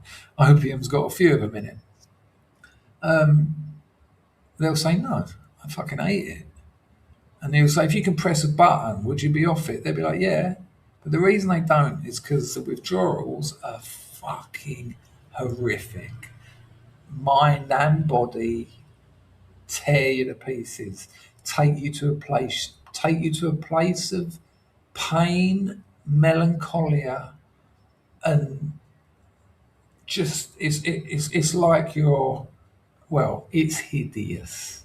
And people will sacrifice everything they own, their job, their family, their children, their health, their life, their freedom. But the last 2 ran the other way, obviously, to keep going because it's too hard to stop. So fair play to you, Doc Shelley. Nice one on the 10 spot as well. Grego's dropped another tenner in. I tell you what, this is encouraging. This new job might work out nice. Far left mouthpiece, but awesome director Rob Rayner and his wife were just murdered by their son. Twitter not full of right-wing celebrants because it's obviously fucked. Thoughts? I tell you, I think, thanks Grego for another donation. Being a pretty orthodox Freudian, I'm surprised more kids don't kill their parents. I know it's not a nice view. Probably not what you wanted to hear, but yeah, really. That would be. I don't know anything about any more of that, so I can't comment. But you know, the mothers shame sons. They shame their sexuality in ways that you have to deal with for the rest of your life. You know, that's Oedipus, obviously, and then you've got the Electra, which is the girls and their fathers. I am honestly surprised that more children don't kill their parents. That's not me supporting it or saying you should, obviously. Look at that. Look at the way I instinctively felt I should say that. And that's because I've grown up in this liberal post-war fucking guilt culture. I didn't think about that then. It just came out. I'm not saying I support. Of course I'm not saying that. I'm just saying I'm surprised that more don't. And yet, I said it. I said, I'm not saying you should do it. And that's almost how the West has responded to the world's accusations since the Second World War. Salty nuts, man. $4.99. My mum says hello. Some good calls here. Some great calls. Nice one, brother. Oh, Salty Nuts Man 1, apologies. Wouldn't want to get you confused. Well done, Doc Shelley. Look after yourself, Ozmeister. Ping us an email if you can. And best wishes for your recovery. And yours, Doc Shelley. Right, I'll take it back a little bit. Holocaust could ever be something that we could joke about? Why, too soon? Look at Morgan's face, though, too soon. It's the timing's brilliant, the saying is brilliant, and the lack of concern for the consequences, for the social consequences, the media consequences. I mean, Fuentes is banned and cancelled from pretty much anywhere anyway, yet he's still one of the biggest live streamers in America. He's got nothing to lose. They took it all away from him. They took all his banks. Well, the Bank of America cancelled him. No, you can't bank with us. I think it's all like Bitcoin or something. Morgan, look, just can't compute. Buffering. Is it too soon to make jokes? So this is a really good example early on of the tone of the whole interview, and it really is a strange thing. It's strange to me that Piers Morgan would think he stood a chance against someone like Nick Fuentes. He really has no self-awareness at all, because Piers Morgan... Sorry, incredible. Well done, Ludwig. This is the sort of thing about YouTubers making videos and then wishing they'd have made it after the comments come in. Mel Brooks. Mel Brooks made a whole movie about making jokes about Adolf Hitler. Now, Mel Brooks is Jewish. Does he get a pass for that? Is that what we're saying? I mean, you know, black people can say the N-word. Yet again, it's us who can't. Springtime for Hitler. You know, if you don't know the story, it's called The Producers, I think, the movie. And for some reason, they want to make the worst film ever. I think it's some kind of money laundering. I can't remember exactly, but they want to make the worst film ever. So they make this film like celebrating the Austrian painter, and it's like some mad success, and it all goes wrong against them. That was made in what? Late 70s, early 80s? Too soon? Great call, Ludwig. Absolutely great. I haven't heard anyone else say that. It's brilliant. It's a brilliant point. All right, I'll keep playing or we'll be here all night. Is just the typical tabloid journalist. I mean, he wants to get Nick Fuentes on for the clicks, and he wants to ask him a couple of awkward questions to back him into a couple of corners. Oh, you're a misogynist. Oh, so you're a racist. You admit it. What?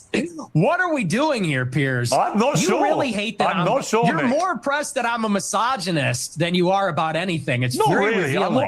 I'm actually more exercised about your blatant, self-admitted racism than I'm about anything. And what he doesn't realize is that Nick Fuentes isn't a tabloid journalist. He's actually... And did you notice he's now, because Morgan knows he can't win the last little attempted gotcha, next. No debate, no conversation, next. No, actually, I'm more disgusted about something else. Let me try this one. Let's give this a go. You know, whether you agree or disagree or like or dislike a lot of the things he says, he's a very thoughtful person. Let's just be honest. The propaganda is over the top. We have been in America. What about the Schindler's List? Tell me about the Schindler's List. Well, tell me about the Schindler's List. I'll tell you about it. I mean, hang on. That is just absurd. What about Schindler's List? What about the producers? I wish I'd have had Ludwig's ammunition. Someone just said something. Kim said it. If it wasn't weaponized, it wouldn't be joked about. Exactly. Because it's weaponized, because you can't talk about it, the potential for comedy is massive. Massive. They've made it a target. It's a great point. What about first of all, Morgan just says the film. What about Schindler's List? And then he realizes, actually, I need to modify that bit. What about the Schindler's List? So now he's focusing on a very small story that was told by Hollywood. What do you think Fuentes is going to go? Oh, actually, that was quite sad. So, yeah, it's not cool. They're not good outfits. The Triumph of Will isn't an incredibly strong propaganda piece. You know what? It's like your pissed uncle. Like when you sort of say to him, you know, no, I quite like modern art, and he's sort of going, what, like that Picasso rubbish? What? People with square heads? You like all that? It's like, what? What about Schindler's List? What about it? What about Anne Frank's diaries? Yeah, horrible. I've read it. Awful. What about the Gulag Archipelago? Don't worry about that, though, do we? It doesn't get spoken about as much. We have been browbeaten as a people, as Americans, as Westerners, for our entire lives. And do you know what this has done? It has taken away any sense of pride, any sense of love for our own civilization. We have been made the villain in our own story. We have been made because, well, let's just be clear, it doesn't. Right, and this is what I was talking about. So we're having this whole thing interrupted. This is that post-war liberalism. This is that guilt, that shame that Morgan's generation had it the worst. They did. You know, when he was a kid, this would have been on telly and on the wireless.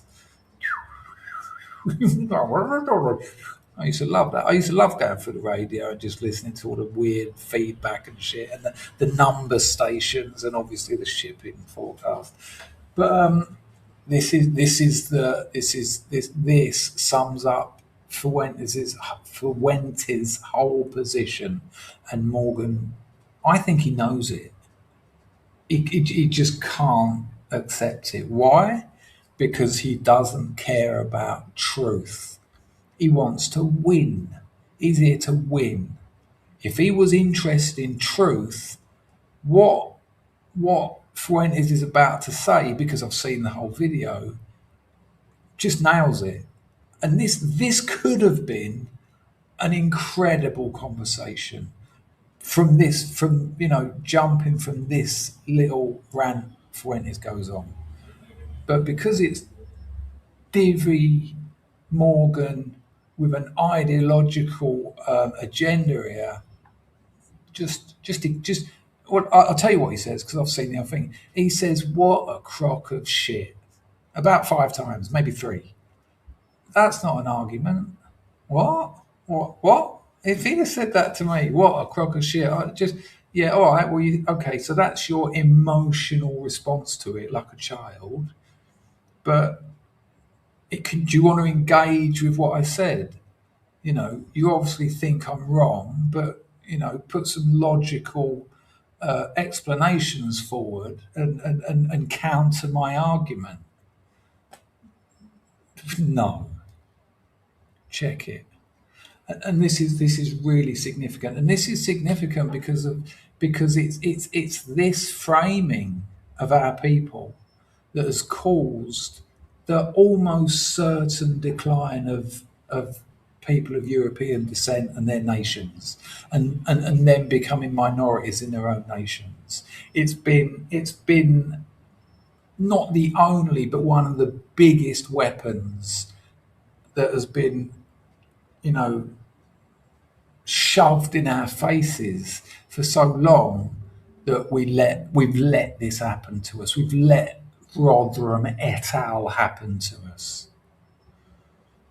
For our entire the Schindler's List. Tell me about the Schindler's List. Well, tell me about the Schindler's List. I'll tell you about it. We have been browbeaten as a people, as Americans, as Westerners, for our entire lives. And do you know what this has done? It has taken away any sense of pride, any sense of love for our own civilization. We have been made the villain in our own story. We have been made because, well, let's just be clear. It doesn't begin and end with, Hitler is a monster. This has been the political narrative, which is why we have thrown open the borders. This is a political narrative, which is why we can't be a conservative society as a whole anymore, why we can't be proud of Europeans, why we can't be proud of being Christian, because they've told us if you're too white and too proud and too Christian, it's going to lead to a Holocaust. And so my generation, our entire lives, wait, no, honestly, Nick it's true, Fuentes, and that's why people like me. That's why I'm popular, because He's some. You know, and I'll tell you now, I haven't seen Daniel's response to that, but what an incredible conversation could have happened there if Morgan had any sense of if he valued truth. You know, he doesn't necessarily have to agree with him, but it's a fucking compelling argument. And you know what? Let's look at, there's a clip of me that goes around X occasionally. It's like on a regular cycle. Konstantin kissing and that barking seal that sits next to him. They're talking to a victim of the grooming gangs, an actual victim, right? She went there to talk to them. And they're mid-conversation. Now, I can't remember exactly what she says, obviously, but she says something like, where I live, and I can't remember what town it is, one of pretty much all of them in the country, apart from where Guardian readers can afford to live and they don't have to see it. She says, where I live, all the other groups, she doesn't say collectivise, they've collectivised, but that's what she's getting at.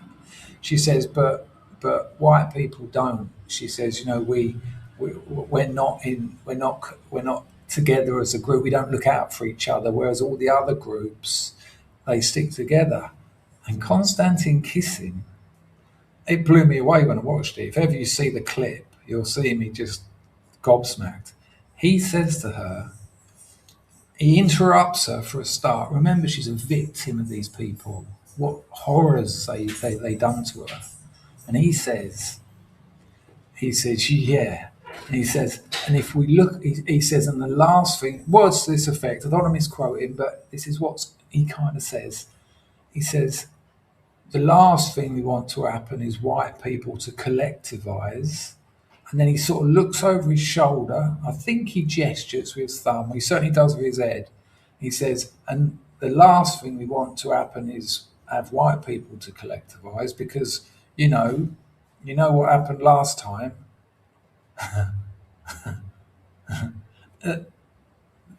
The one thing that would have stopped what happened to her happening would have been white communities, white people collectivising.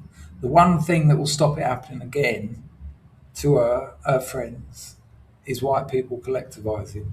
And Konstantin kissing takes it off the table completely.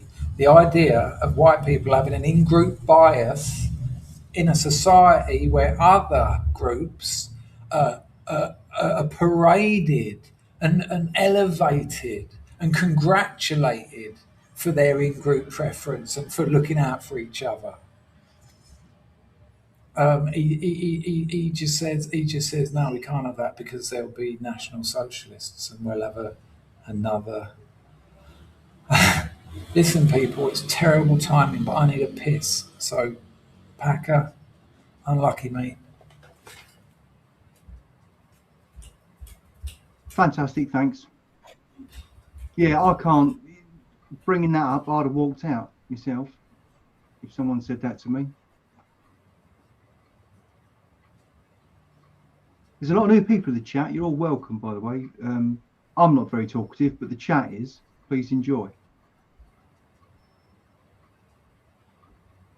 I ain't singing, John Palmer. You can come on and sing if you want. My opinion on World War II,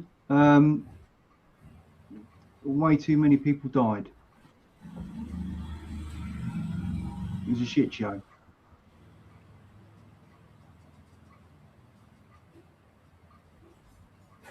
How long you been gone, Alfie?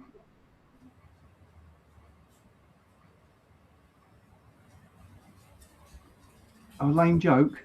I'm not good, like, you know, when Chris decides to... You're all right, son, I'm back. Nice one. You done? Yeah, I'm So, done. yeah. Yeah, I was So done. Constantine kissing just takes it off the table as an option. Everyone else can do it. They're celebrated for it. They're promoted. They're funded to do it. But he just says that's not an option. And what's really sad is the girl he says it to. She goes, yeah. I don't think she's got a clue what he's talking about, to be honest. But she sort of goes, yeah. So she's agreeing, is she? It's awful. And well, we've seen the crock of shit. Somebody who's It could have been the most amazing conversation. Imagine it was David Frost. Imagine it was Alan Wicker. Half the chat are like, who are those two people? Imagine it was what's his name? That really good storyteller. I can't remember his name. Anyway, here we go. We'll get the end of it again and just see what Morgan does and what Daniel's got to say about it. Lead to a Holocaust, and so my generation, our what a entire crock lives. of shit, See, wait. honestly, Nick it's true, Fuentes, and that's why people like me. That's why I'm popular, because he's somebody who's spent his entire teenage and young adulthood thinking about who he is and why he thinks the things that he does. And so when you just say to him, oh, it's extraordinary that you'd make a joke about the Holocaust, he just goes, all right. Why? It's like, and Piers Morgan has nowhere to go after that. So he set up all these traps, all these awkward, but you said this, and all these clips. And Nick Fuentes' response every single time is like, yeah, I can back that up if you'd like. It's like, oh, so you admit it? You're not engaging with him. And so it just makes you look like an old fool who doesn't know what's going on. Nick Fuentes has got a lot of things to say. They're quite interesting. They're quite entertaining. They're quite funny.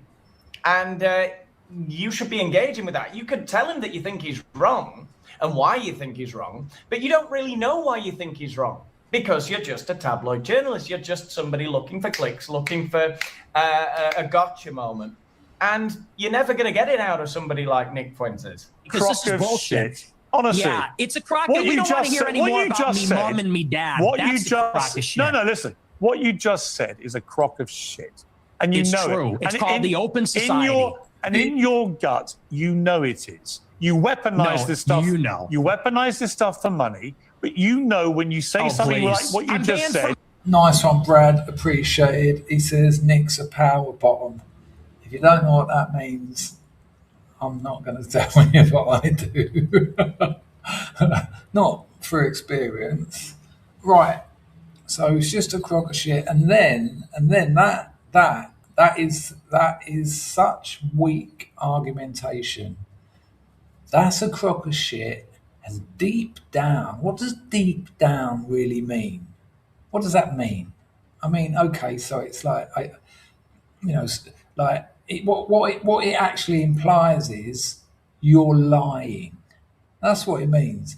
Deep down, what? It's in his feet. It's in his knees. No, it's underground. No. What it means when you say to someone, deep down, you know. He's saying you're lying. You don't really believe that.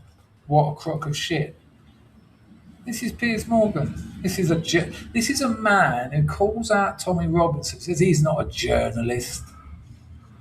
What? And you're a journalist?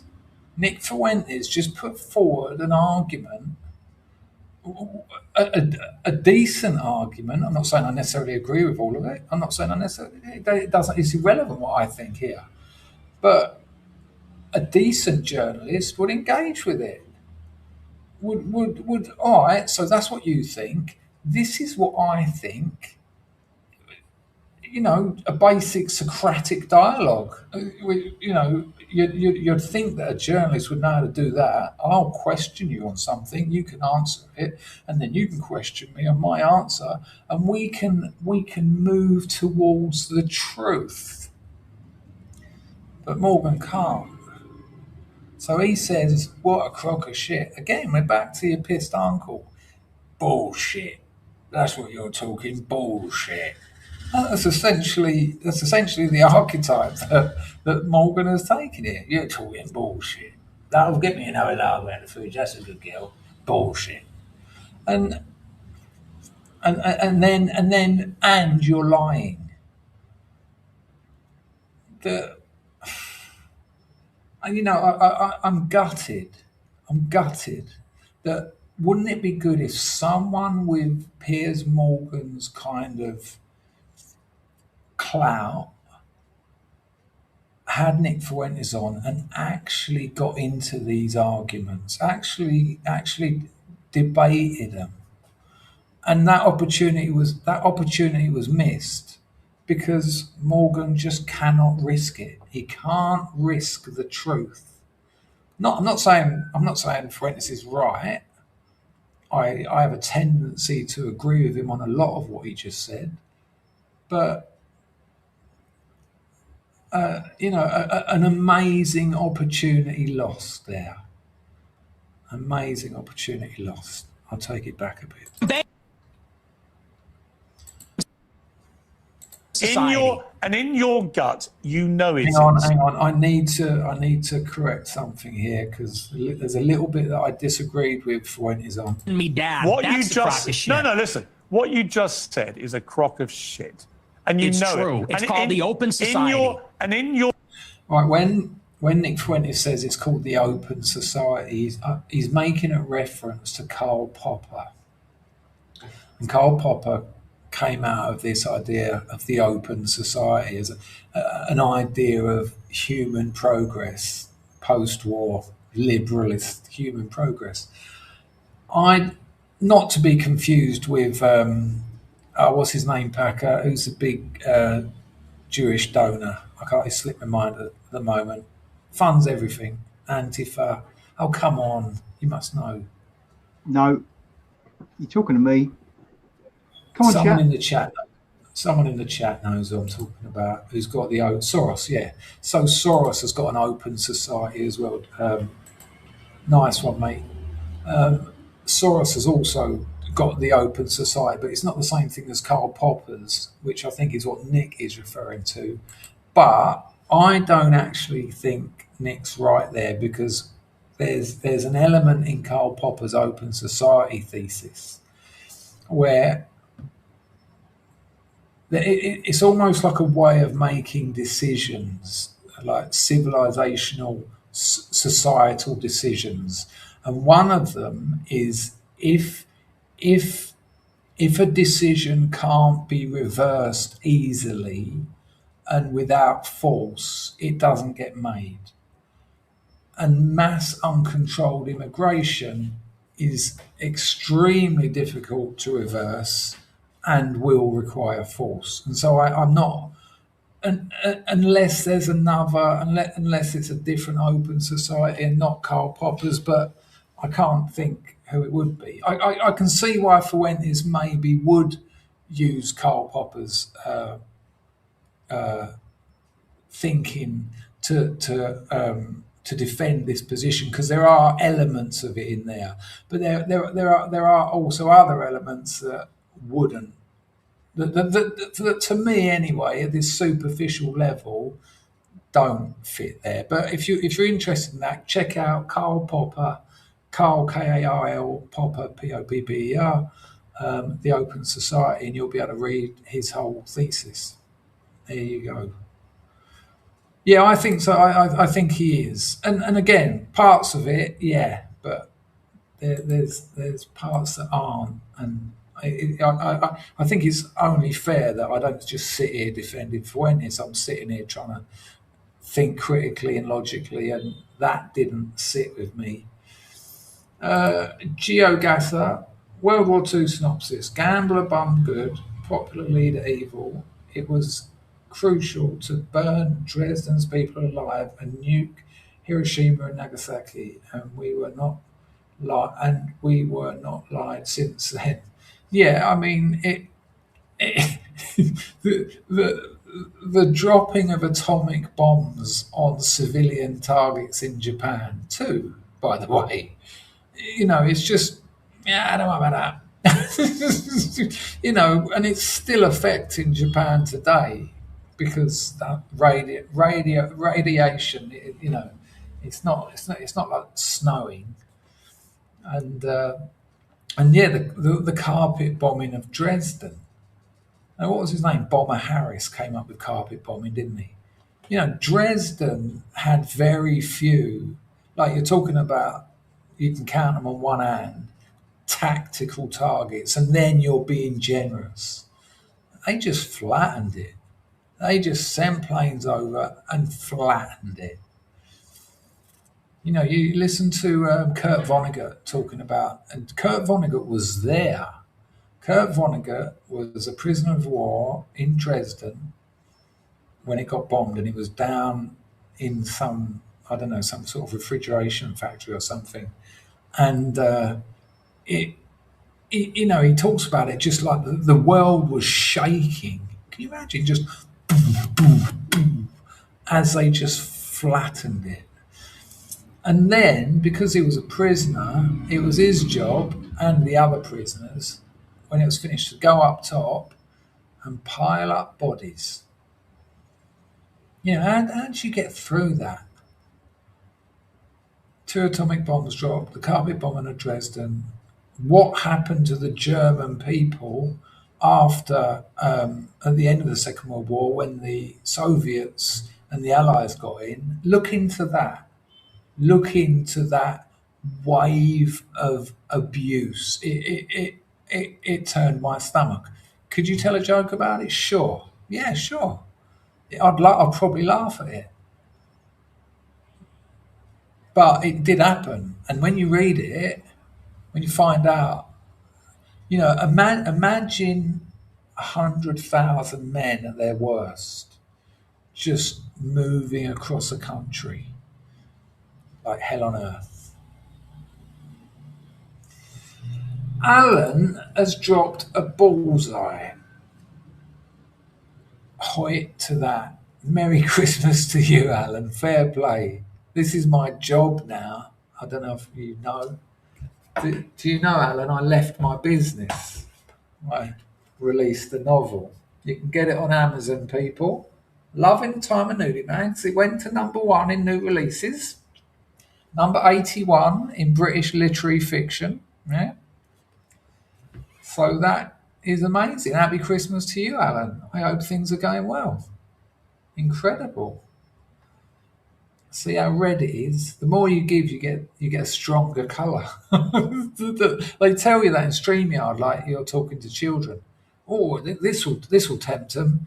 You'll only get like a light blue or a green if it's less than a tenner. If it's over a tenner, it's yellow.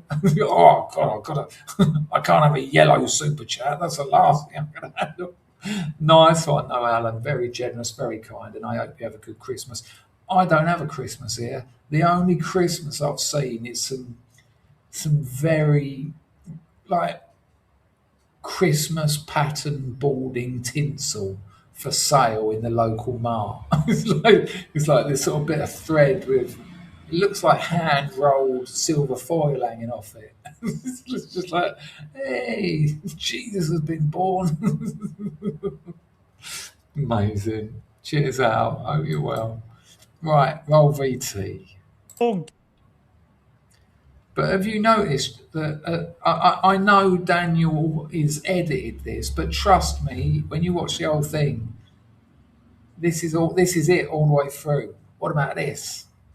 Decent answer. All right, then what about this? Articulate, intelligent, not necessarily true, but there's a debate there. Nah, next, attempted gotcha. And none of them get him. None of them get him. Is a crock of shit. And you it's know true. it. It's called the open society. In your gut, you know it is. You weaponize this stuff. You weaponize this stuff for money, but you know when you say something like what you just said. I'm banned from banking. I'm banned from banking and credit cards. You know who you're talking to? Yeah, so the whole conversation goes like this. The way I knew it would, basically, Piers Morgan looking for his gotcha moments. Oh, you are a racist. I knew it. And this is the thing he will never understand. It's that It's not that people 100% agree. I don't 100% agree with Nick Fuentes on everything he says. I don't think even Nick Fuentes 100% agrees with everything he says himself. You know, a lot of it is hyperbole and sarcasm and humor and whatever. But the problem is, at least he is saying something, right? We are sick to death of the platitudinal diatribes of people like Piers Morgan. Oh, that's a crock of shit. That's just racist. You're what about Schindler's List? Oh, you see? It's like, okay. What am I supposed to do with those cliches? You know? He's obsessed. The whole interview he's trying to put labels on Nick, and Nick doesn't care about the labels. Engage with what he's saying, because at least it's intellectually stimulating. Yeah, do it for money. And by the way, how much money you make? Your company's worth $100 million. Your company's worth $100 million. I was banned from Bank of America. And you shouldn't I'm banned from processing credit cards. And you shouldn't have been. But I am. So don't tell me I'm doing it for money. Well, ask me my opinion about that. I'll tell you shouldn't have been.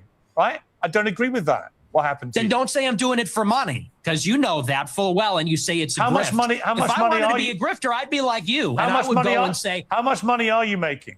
Right, two things. That comment is a fair point. I think that's only fair enough. So there you go. There's you can check out why they done Dresden. Fair play, JNYC, GB1PP. And also, there's a little bit there that Fuentes said. See if you catch it. How much if I money wanted are to be you? a grifter, I'd be like you. Well, you did catch it because it was that. If, you know, Morgan telling Nick Fuentes that he's only doing it for money, and Fuentes just nails it. No, if I wanted to make money, I'd be saying what you're saying. I mean, that you know, that's just obvious. Surely that's obvious. It's not an easy game. I mean, how many Piers Morgans are there? They're 10 a penny. How many Nick Fuentes are there? You get one come round every few years. You know, it's like you say, you know, on the one hand he accuses him of saying of being this, you're racist, you're homophobic, you're a Nazi, you're this. You're in it for the money. yeah, because they're big sellers.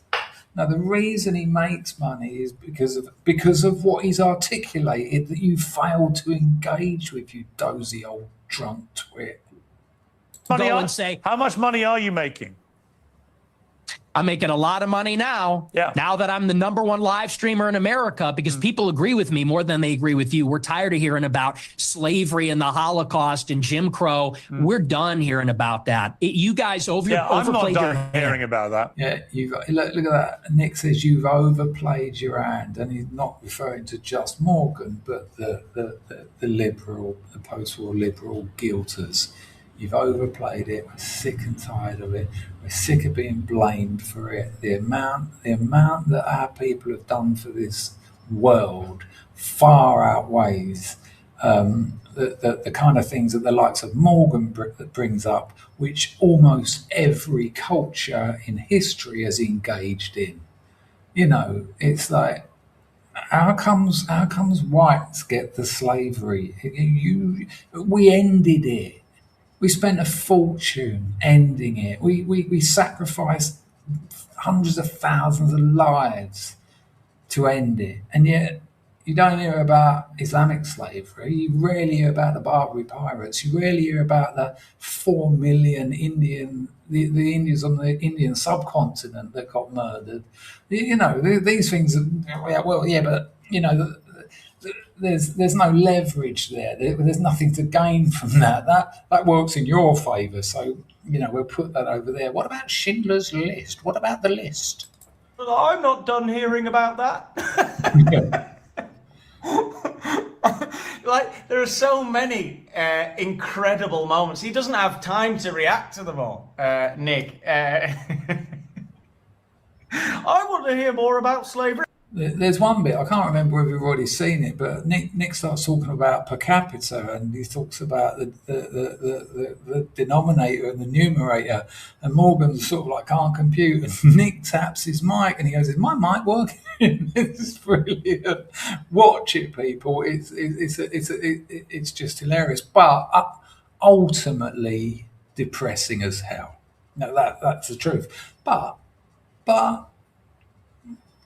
you know, we should never have got to this position where someone who says things that Nick Fuentes says is considered outrageous. You know, that we should never have got here. This is the fruit of a very crooked tree that was grown on a diet of lies and political leverage. Grego, sticking with the subject matter, says, on page 10 of your novel, you assert the ZX Spectrum is the superior gaming computer. Please admit, deep down, you know this is bullshit. Hashtag Commodore 64 Master Race. There's an element of truth in what you say. There is an element. When I saw Iridium on the C64, I was blown away. But because the Spectrum had such bad graphics and no sprite generator, it relied on gameplay. It relied on it. You had to have it. And for that reason and that reason alone, it's not bullshit. The ZX Spectrum, it's a superior gaming computer to this day. To this day. And they weren't even Allied carpets. Well done. Well done. That's a great call. Thank you, Grego, for yet another super chat. There you go. Fair play, Ludwig. Look at that. You're being knocked out of the park, Grego. Look at this. Look at this. Look, another one. That's amazing. It's amazing. Oh, randomness F1 thinks Nick is a Fed. I mean, that could be the case, but I'd need some argument. I'd need some evidence. At the moment, I would say he isn't, because I've got nothing. I don't know how he would serve the purposes, how he would serve any purpose in that role.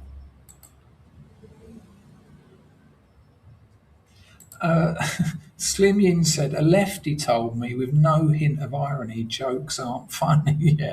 Yeah.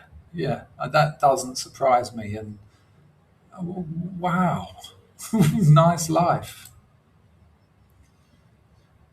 It's a funny old thing, isn't it? I'm just looking at some of the chats because they have been somewhat neglected. Yeah, ridiculous. ZX Spectrum personifies, computerifies the early 80s era so much better. Yeah, Clive Sinclair met his wife in Stringfellows. There's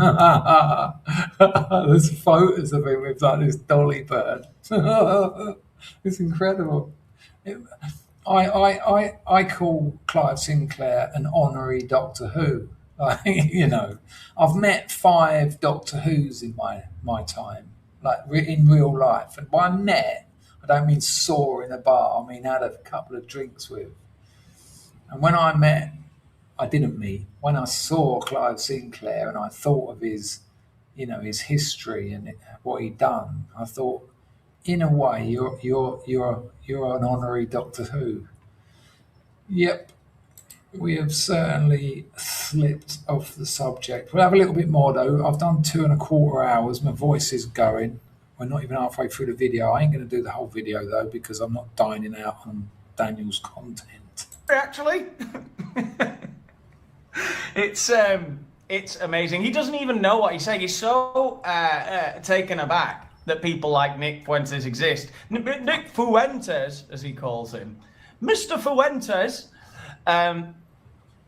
He's so stunned that he's struggling. He's trying to make it through the interview. But I'm not so sure he even knows that he's losing. You know, he's so, in the end, out of touch. He's way out of his depth because normally This he is brings really on some interesting here. Daniel says that he's not even sure that Morgan knows that he's losing, and it's because he's out of touch. But if you look at his face, it's a man who's very uncomfortable. And on X, after the debate, Morgan posted that he, words to the effect of that he whipped his ass, that he took, he absolutely smashed Fuentes. The ratioing is incredible. People are like, hey, did you watch the same video that you were in? And Morgan actually started replying to people, knowing that he was sitting up burning the midnight lamp, sort of.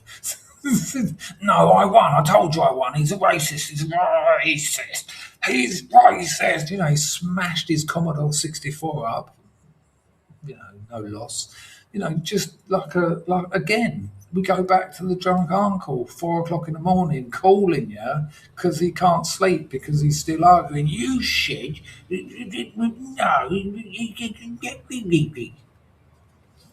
Ridiculous. Brad James drops £2 in and says, Unit 731 bombing Canterbury because it was wood. I've got an above average IQ and a fair amount of knowledge, but I don't know what that means, Brad. That's more obscure than a power bottom. I lived in Soho, people, if you don't know, for a fair amount of time. And if you're reading my novel, it's quite weird that you find that I've just told you I ended up living in Soho. Because the seeds were planted when I was 14. Well, actually when I was about 9. Am I still here? I buffered a bit then. But I was it was about the last year I was there before I moved out here. And I met a geezer I know from Narcotics Anonymous. And I had a cup of coffee with him. He was a gay man. And I was the only straight in the village, really, living in Soho. And he went, here, have a look at this. And he showed me his phone. And it was one of the most grotesque things I'd ever seen. And I've seen some grotesque things. And I couldn't quite work it out. It was like a sexual organ having an argument with itself. And any gays in the chat, you might be able to help me on this. But it was a back door of a man, but somehow it had grown like a labia. And I said, what is it? And he said it's an arse pussy. A bum fanny, essentially. Sorry, only long time watchers will know what a bum fanny is, but yeah, he said it's an arse pussy. And I said, what's the point of that? He says, well, straight men, because gays love straight men. They like men, don't they? They don't like effeminate gay men. They like men. But, like most of the gays I talked to said they like working class men with a pit bull and a chain and like an Adidas tracksuit. They're like, I can sort of identify with that. I like an estate girl.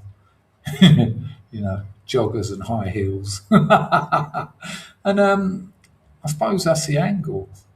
It's a little bit like a fanny. I've had a few pints, might as well give it a go. Sorry, people. That's you, Bradley, bringing that to me, even though you were talking about Canterbury. Right, a little bit more because I want to get to one smashing bit. Hello, Linda, darling. I was like supporting trans, and if it's a right-wing person, it's like frigging Andrew Wilson or some bell end like that. He's not ready for Nick Fuentes. Okay, well, your generation's on the way out, and Generation Z is coming up, and we're finished with that. We're ready to take our country back. I've got 3 we're sons. not listening I've to got crying 3 minorities sons. anymore. I've got 3 sons, and they don't share your views. Are you that ridiculous, you dozy old cunt? Excuse the language, people, but again, Fuentes talks about generational change. I'm not into decadism, and I'm not into this generation's moving out and this, because obviously one ends and one starts. But there it does happen over time. It's a fair point. And Morgan, the ridiculous organ, comes back with, well, I've got 3 sons and they don't think like you. My first point, and it's speculation and conjecture, I wouldn't be surprised if they did, actually. I wouldn't be surprised if there was a fair amount that did. Not to Morgan, because they know that he's a twat. But,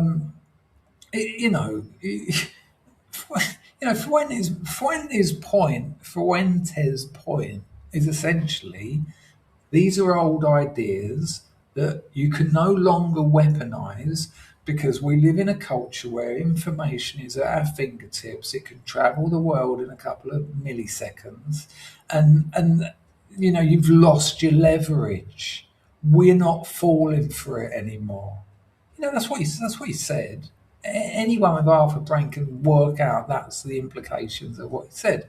And I've got 3 children and they don't think it. Oh, well, in that case, well, I take it all back then. No, things aren't changing because of your 3 children. Piers, it's quite a slim window. It's a small sample size. In fairness, you dolt. But if I don't know whether Daniel keeps it in, but in the thing, we'll find out right now. Fuentes said they sound like pussies. And the thing is, though, that's what Morgan's comment deserves because it's so hollow, loose, unintelligent, and pointless. Just call him an idiot, essentially. Listen, I don't know whether he's going to cut it here, but listen, if we get it, it'll be good. I've got 3 sons. I've got 3 sons.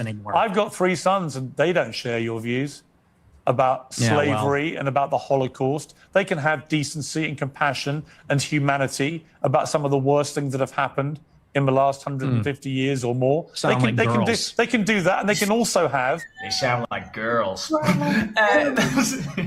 So many little bitchy quips from Nick throughout the interview. I don't think he's always like this. I've watched quite a bit of Nick, and when he goes into these interviews, he does put his serious head on, and I think you can actually engage with him. I think you could disagree with everything Nick says and have a very cordial discussion with him. You'd reach a lot of middle ground, I think, on a lot of things, because he does tend to be...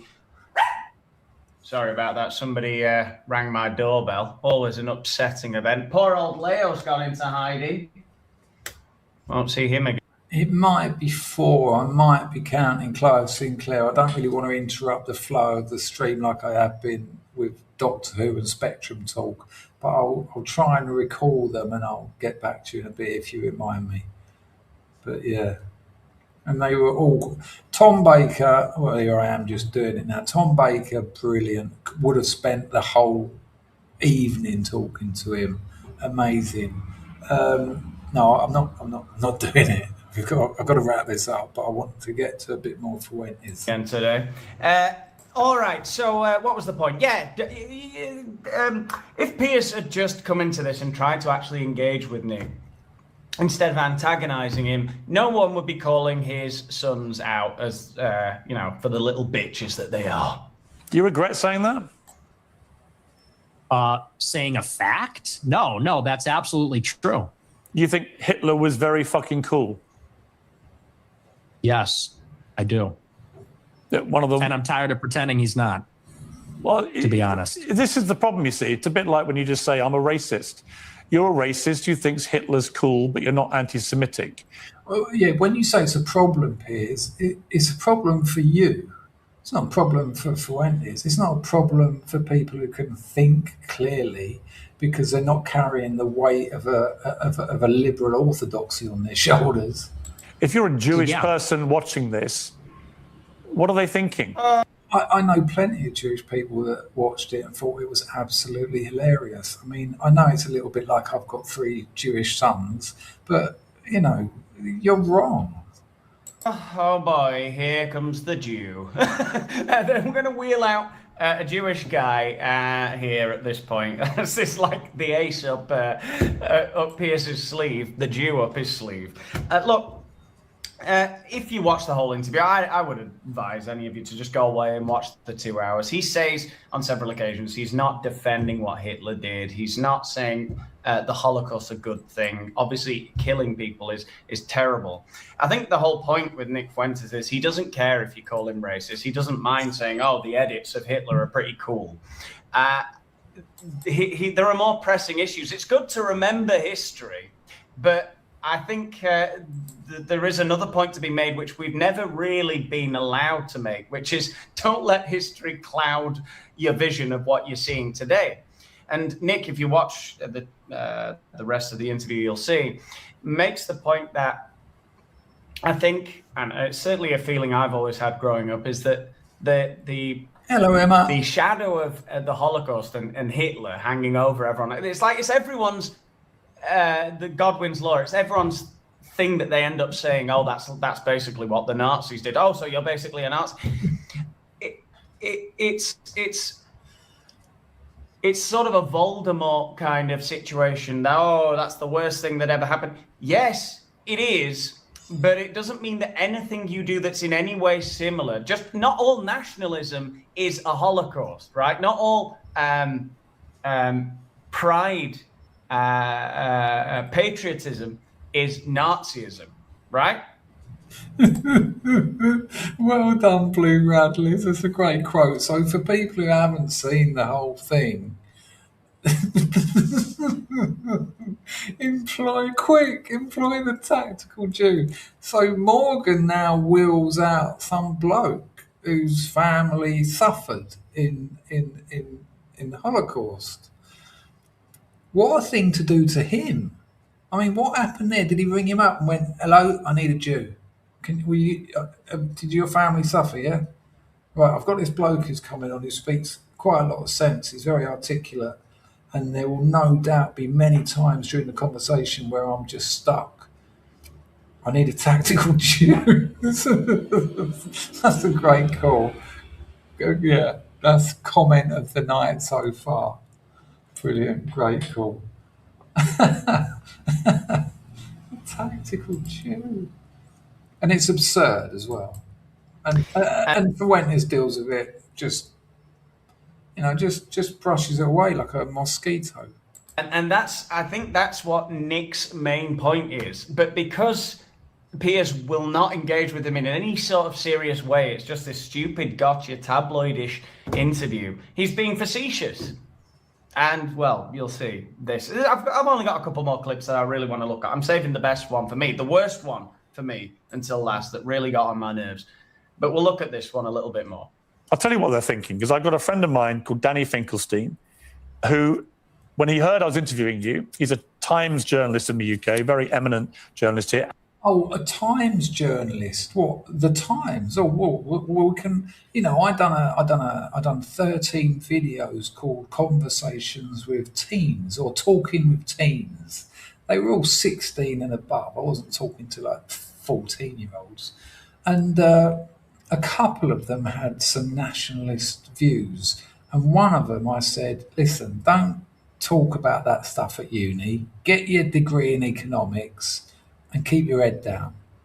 And in the Times, the newspaper of record, the one who Mr. Finkelstein works for, they used my YouTube channel in an article about how radical YouTubers were using YouTube to recruit people to the Nazi cause.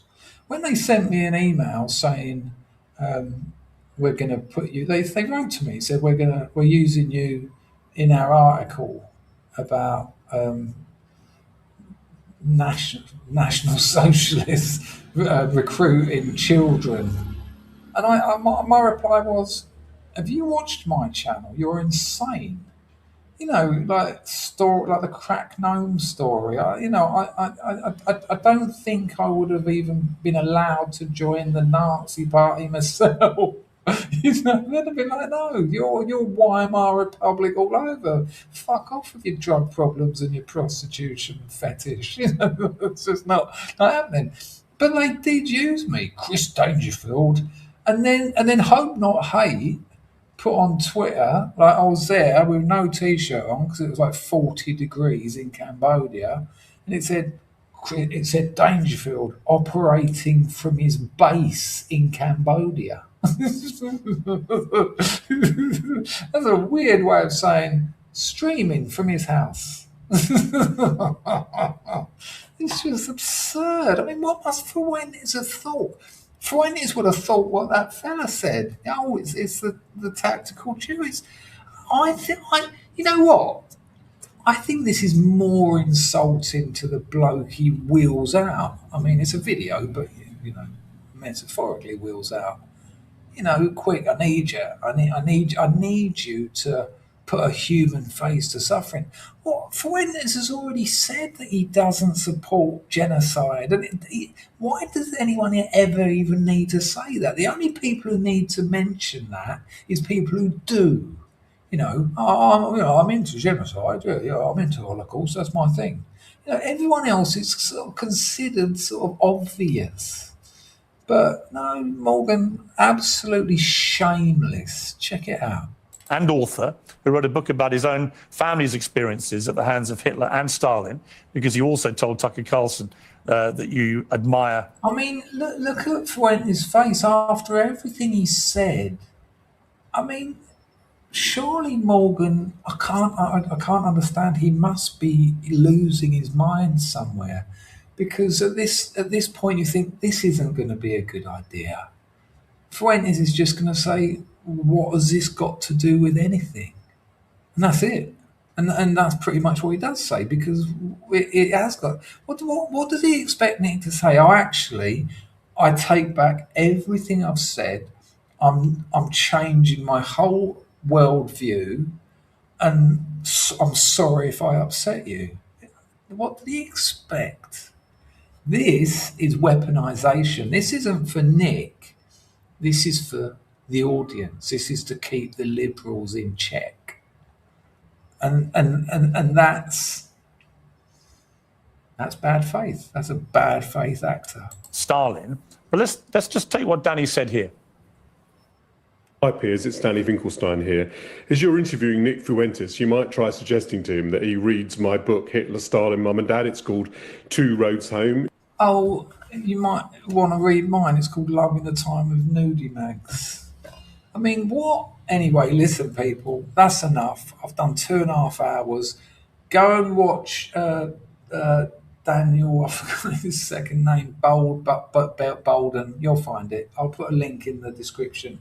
Go and watch his Daniel Boland. Who is Daniel Boland? There you go. Hello, mate. Nice to see you. Haven't seen you for a while. Hope you're well. Hello, Dottie. How are you? Go and check it. If you haven't seen the whole interview and you've enjoyed a few of the bits that I've showed you, go and watch it. Get a cake, make a cup of tea, whatever your tipple is. Sit back. Mark Boland. No, I know it's a little. It's a bit of a shame, really, that one, Steve.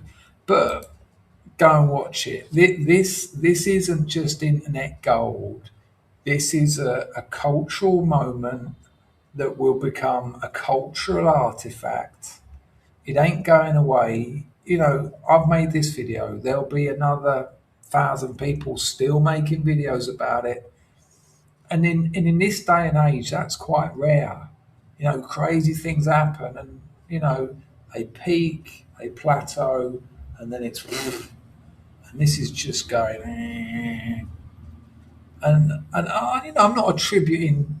I'm not saying the world's going to change off the back of it, but internet discourse will, for sure. Well, I can't say for sure, but in my opinion, there is an element of that. Right, give us a couple of seconds, people. Packer, what did you make of tonight's stream? Before you do that, people, can you like the stream? I mean, if you liked it, just having a look at the old other donation site. Oh, we're good there. Packer, I can't hear a word you're saying, mate. I'm not talking. You said hang on. I'm sorry. Go on. Then what did you make of? That has been really interesting. A lot of new names in. Yeah, I apologise to people that I haven't been streaming. For anyone who doesn't know, I've walked away from my own business to be a full-time writer, available on Amazon. Number one in the new releases, 81 in. There you go. Look, oh, hang on, hold it there, Packer. Let's do double bubble. Number one, it reached number one in new releases and it peaked at 81 in British literary fiction. That ain't bad. That tells you something.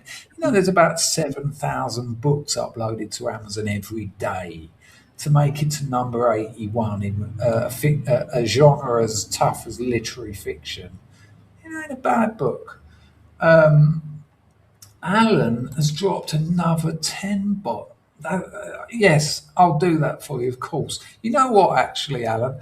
I was looking around thinking, what music am I going to outro with? That's why I put off Packer for a bit and asked him what he thought of the stream. I was quickly looking, and you've nailed it. But for people who don't know, I've walked away from my business that gave me a very good quality of life for 20 years, and so that I can pursue a writing career full time. I've published another novel years ago. I've got a 500-page one that is almost finished. I've got a Substack with 38 shorts on it. But the reason I usually stream 2 or 3 times a week, but the reason I haven't been, and the reason I haven't been making videos, is when you leave your business, you don't just go, hello everyone, I'm leaving. There's a transition period where I'm actually working more than I was before I left, because jobs have got to be allocated. You can imagine. So that's why I've been a little bit quiet. But in about 3 weeks, 2 weeks maybe, that'll all be done, I hope, or certainly the lion's share of it. And I'll be back to streaming 2 or 3 times a week. I'll be making 2 or 3 or 4 videos a week as well. And yeah, nice. Can you like the video, people?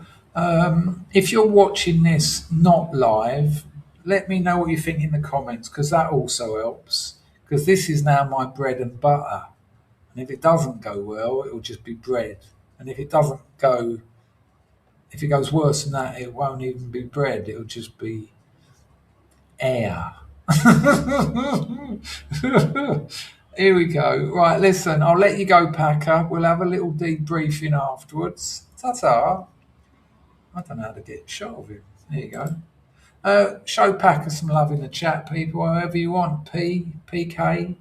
Mousecat drops a 10-bit. Chris, was a good stream with the Brutus gang last week. They mentioned you fondly yesterday night. Oh, thank you, Mousecat. Thoroughly enjoyed it. What a nice bunch of blokes. I didn't agree with them. They were happy with that. Now, I thought it was going to be a lot of aggro, but it felt like when one of your mates introduces you to a few friends and you're a bit, you sort of, you got to check them out a little bit at first. But yeah, it was great. I really enjoyed it. Nice one for the donation, Mousecat, as well. And nice one for the review of my book. I think I know which one is yours. But yeah, much appreciated. But yeah, they were good. I think I'm going on Teddy Dutton's stream soon, but I think it might have meant to have been tonight and I screwed it. Lovely to see the love for Packer. Right, I'm going to play a bit of music on the outro, as I always do. And I'll be putting your messages on the screen while the music is playing. And this is hang on, well, slow your horses down. And again, anyone new here, this has got a long history. I'll see you in a bit. Hoit to everyone. Thanks for everyone who donated. That means more than ever now. This is my job. I mean, this isn't going to feed me. It might do, though. Imagine. I haven't looked at the sales. I can't do it. I can't. I keep an eye on the rankings and the reviews. I've got an idea, but I'm going to give it 6 months, keep promoting it, and then look. I just can't take I can't take it. Hang on, why's my computer turned down? Anyway, look after yourselves, people. I will be putting your comments on the screen. Let me know what you think about anything, and hopefully I'll see you soon. Ta-ta.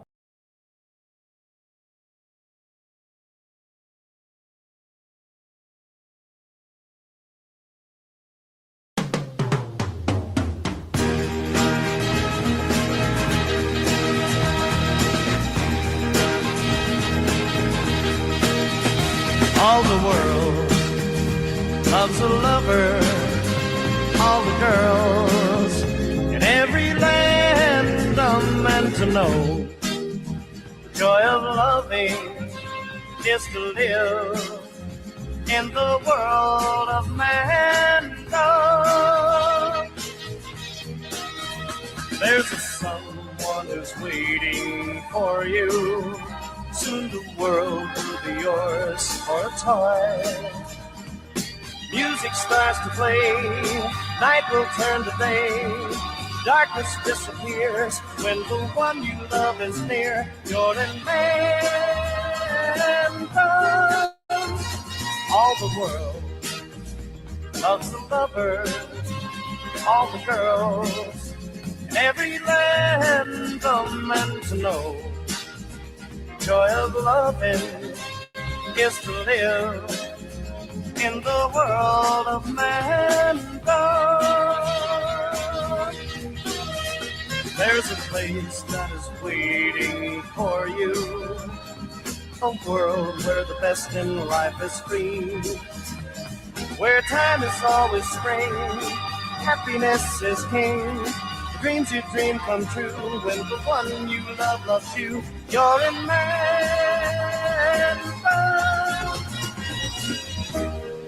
Nice one, Rebecca.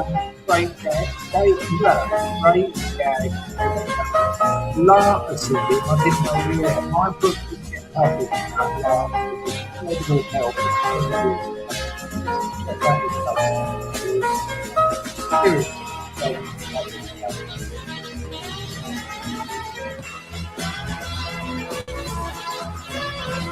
All the world loves a lover. All the girls in every land are meant to know. Joy of loving is to live in the world of mankind.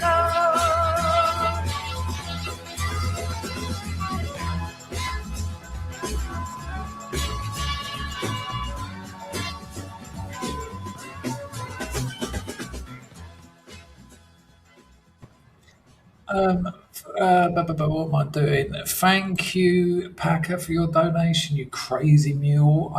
Grego said he couldn't read that on the train, and I've just suddenly thought of that. That's quite a weird one. You might put it in a brown book, like a brown paper bag, like you might a can of Tennent's or a porn mag. Nice one. Hang on, let me get this one. Let me get down here. Emma, thanks for your review. Thank you for every scrub who's reviewed my book, because I imagine it's probably mainly scrubs at this stage. And Alan dropped another 20. Love you too, Alan. You've been very kind, very generous tonight. Thank you very much. I hope you're well. And that's me done, people. Back with a bang. That was a cracking stream. 200 people we had at one point. Lovely. And I'll see you all soon. I've got a video I'm trying to make about this censorship splitting reality. It's too complicated. I've recorded the audio, but anyway, look after yourselves, people. Thanks for everyone who donated. Thanks for everyone who came here. Thanks for everyone who bought the novel. Thanks for everyone who's left a review. Thanks for everyone who's gonna buy the novel. Someone just said they're gonna buy a few copies. That's absolutely wonderful. I think it might have been Ludwig. I can't say for sure. But yeah, great. Love it here. It's a privilege to be part of this community. And I mean it. I don't get to speak English to people. Ta-ta.